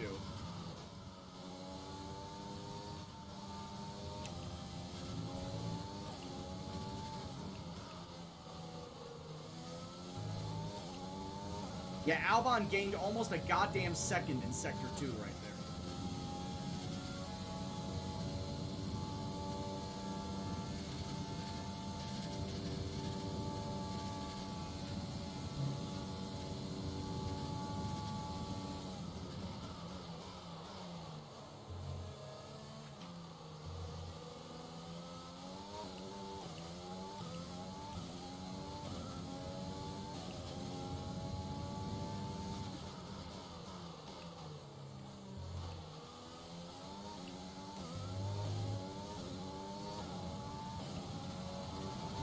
Uh-oh, Lewis Hamilton's got fastest lap, and I'm sure he's only going to get faster.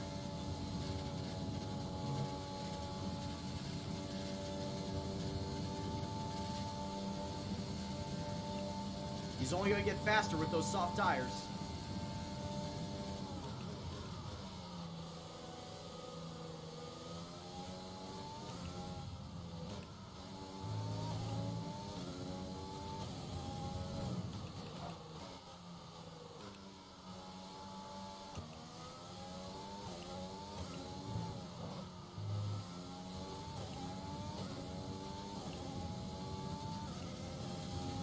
Scored 11 goals in the Premier League last season. That's not bad.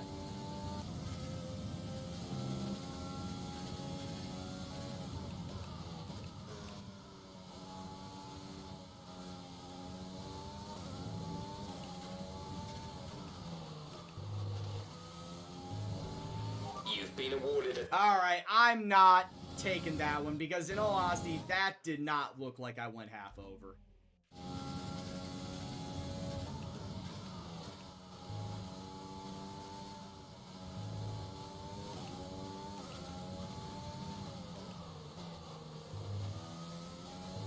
That honestly did not feel like I went half over.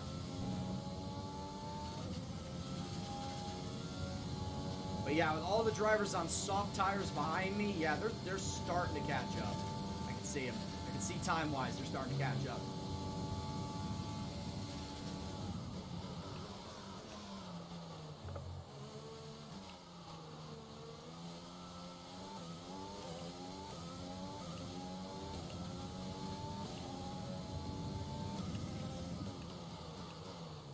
This motherfucker Albon is making these hard tires work.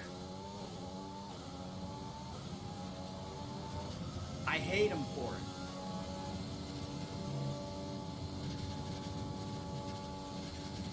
Not only is he making them work, he's staying fast on them.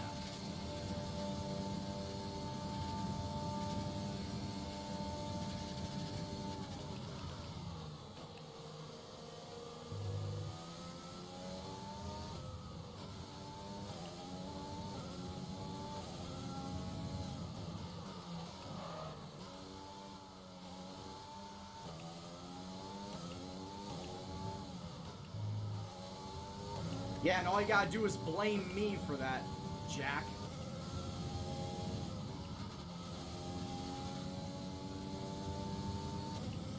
I created this monster. Forget Bam Bam Bigelow, this is the new beast from the East. Even though We he's have from 5 laps of fuel remaining. Even though he's from London, yes, I know.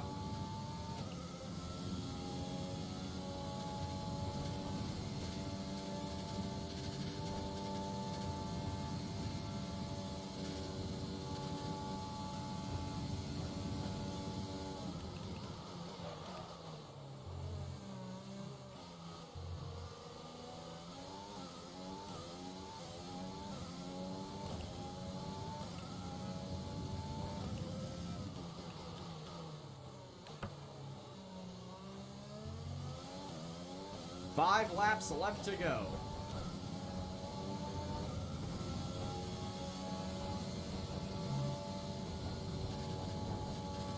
I'm not saying for certain it's a Gendo 1-2 just yet. Like, Verstappen is boogieing, man.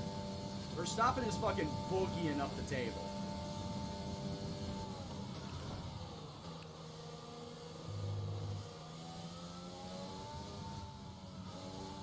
Also, does not help that I'm taking some of these turns pretty shit.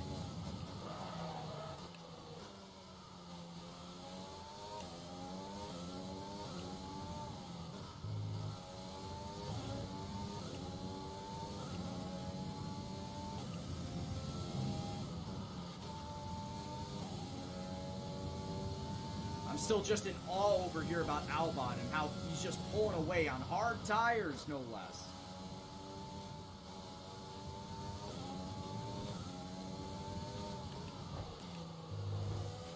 Green flag. Is there gonna be a safety car? We had one earlier. Lewis Hamilton is out of this race! Oh no! Oh no! Gendo is out of this race! No, we're flashing that back. Alright, flashback number 2.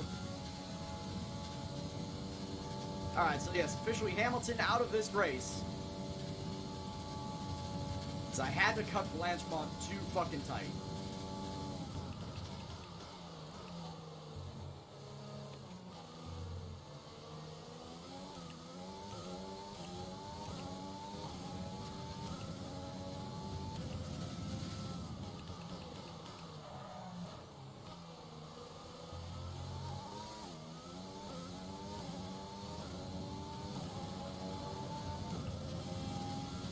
Verstappen being that close behind me is fucking frightening. Is that... I was gonna say, do I hear boss music?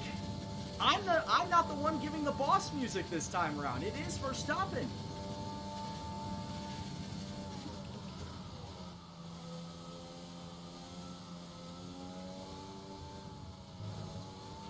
There's 3 laps of fuel remaining. Forget boss music, it's like listening to Jaws. Dude. Dude.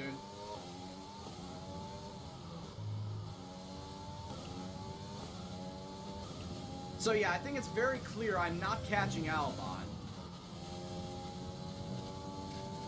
I just cannot let Verstappen catch me.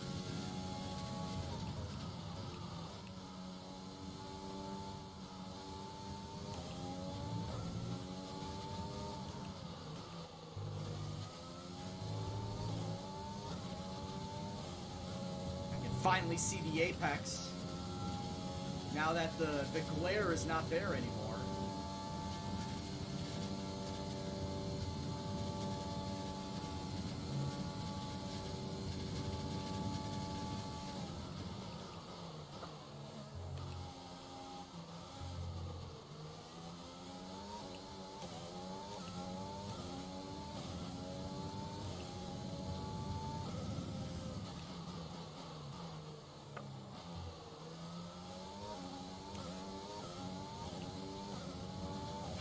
Come on, Brian. Just boogie on for the next 3 laps. You should be fine.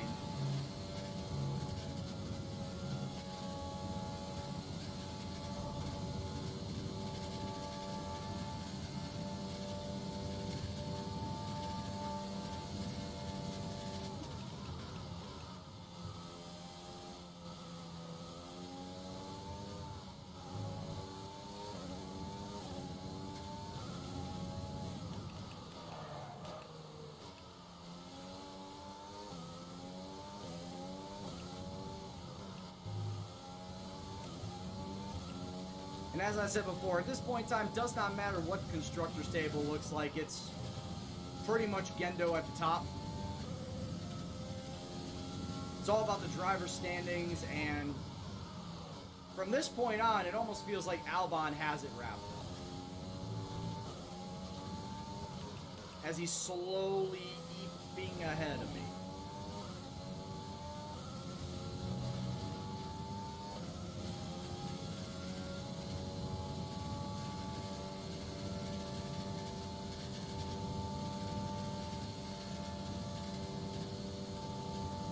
Just ever so slowly eeping ahead of me.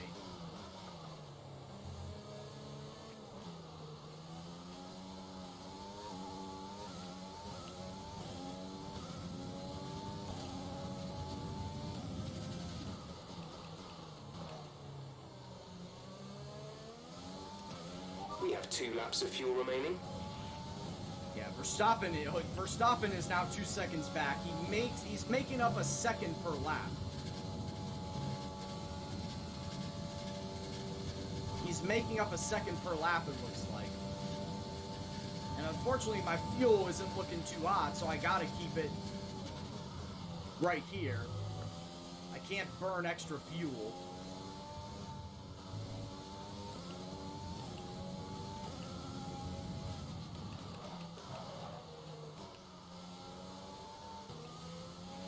Looks like rain is inbound, and we're expecting it in around 5 minutes. 5 minutes till the rain. Well, fortunately, the race is going to be over.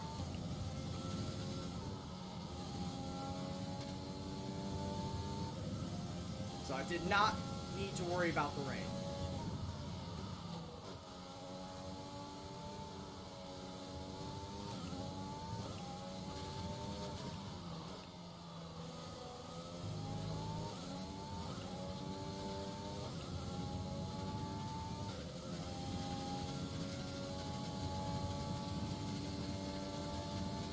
Yeah, at this point in time, Albon is going to win another race.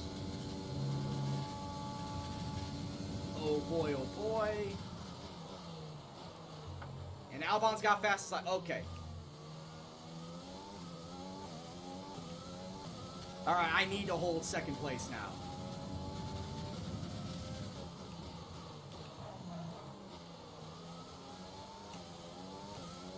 For sponsorship money! We need to hold second place.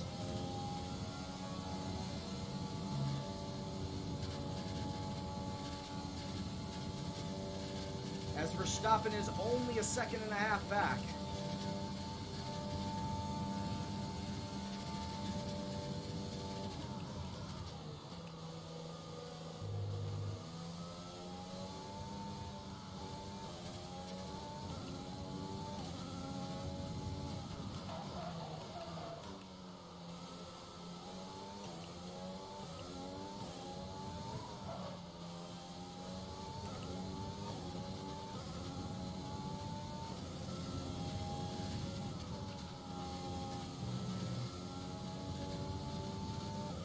Good thing there's no DRS zone after this.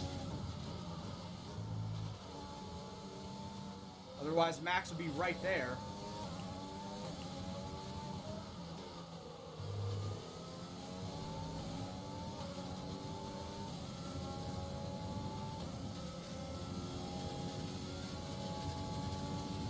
Shit, Max is right there. Like, Max is super fucking close.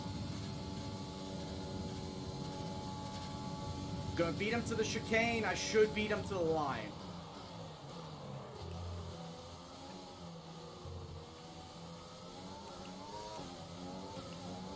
Yep, coming out of it.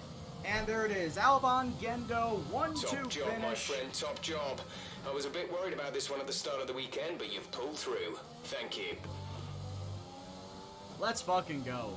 Gendo, Albon, 1-2, and we should have fastest lap as well. We'll see if we actually did get fastest lap in the end. Classic circuits, but they've persevered to take the win here today. Anthony Davidson, what helped them deliver this result, do you think? Well, I know it's a bit of a boring answer, but the truth is they simply had the best speed package on the day, and a driver who knows how to take advantage of that. It doesn't matter how much time you spend poring over the stats and planning strategies if you can't keep the pace, and our winner today showed they could do both. Well, what a thrilling end to an incredible Grand Prix weekend. Yeah. Good for you, Albon. Should be incredibly happy with what they were able to achieve out there today. Yeah, we finally got the charge fucking sponsorship money now. We have made our Russian overlords happy. Yeah. Woo! Teammates celebrating. Let's see what effect this result has had. And we did get fastest lap. Honestly, if I'm going to be honest here, it seems like that the relationship between myself and Albon, you could kind of compare it to like Senna and Prost. It's very tumultuous, and you can cut the tension with a knife. It's like, obviously, I want to be the best. He is doing pretty damn well. He's probably going to win the title. But it just is like, we've got that tension going on right now. So with Albon getting another 8 points, where's that even point? It's a positive result for Alexander Albon, who moves Albon is further now out in 38 front points clear at the top of the standings. So, Anthony Davidson, Verstappen, who Leclerc, would you Ocon, rank as your Bottas, driver Ricardo, of the day? Norris, and Correa are your 10. Who's harpooning who? I was going to say, it would be me harpooning Prost. But I'm not the one in the lead. I was gonna say, yeah, who would be the Senna, who would be Prost in this? I feel like that I would be Prost and he would be Senna. And in order for him to keep his title, he'd have to kill me. He'd have to knock me out of a race. It'll be the Flying Finn. Wait, How many flying fins are there? So that was an exciting race from our perspective. Let's have yours. How good does it feel to have both cars in your team take the top spot? Whole team's been working super hard for this. We're good. Everything went your way today. Very good. It looked like you had a really good strategy for the race. Team pulled out all the stops and we were able to hold off for stopping in the end. Is there a hint of jealousy in seeing your teammate up there on the podium? Yeah, it's a team sport. There's no room for jealousy, he says. Your As he's teammate had a great race fucking today and was gritting rewarded his with the teeth. podium. Do you have any comments on the performance? There's no jealousy, he says, Great. through gritted Well, that's teeth. everything. Uh-huh. Sure. No jealousy. Hey, I was able to beat Bottas in the rivalry, though. So, you know, that's something.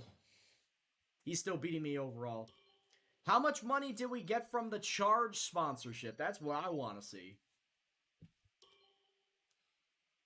720,000 as we finally are able to get the maximum amount of points. 720,000 from Charge. Hey, 200, that was like $2.5 million that we just got right there. $2.5 million. All right. Yes, yes, we'd like to renew the sponsor with Charge. After we just finally got their money, they want to they want to re-up, so we'll re-up with them. We'll renew with Charge. At this point in time, yeah, it doesn't really matter. We'll just give him more experience. Still no messages about who is retiring. We still don't have any sort of retiring popping up here, so it is what it is. So that being said, let me drop this back down to 80 so I can make damn sure that I have it. Yeah, let's just move ahead to the Italian Grand Prix, just so I can get that all set up for when we come back next time. Because as it stands right here, it's looking pretty dunzo. Yeah, there isn't anything else I could do. Like I said, R&D points. We got almost 13,000 R&D points. I'm sure once the regulations come down, we are going to have ourselves a field day with building up the car. So that's not going to be a problem. There doesn't really seem to be much anything else I need to do. R&D, facilities, the vehicle. I mean, I could just, get this back down to my practice engine. I'm going to make sure that I got my practice engine going for the Monza circuit. All right, so we got that there, and yeah, that's pretty much it.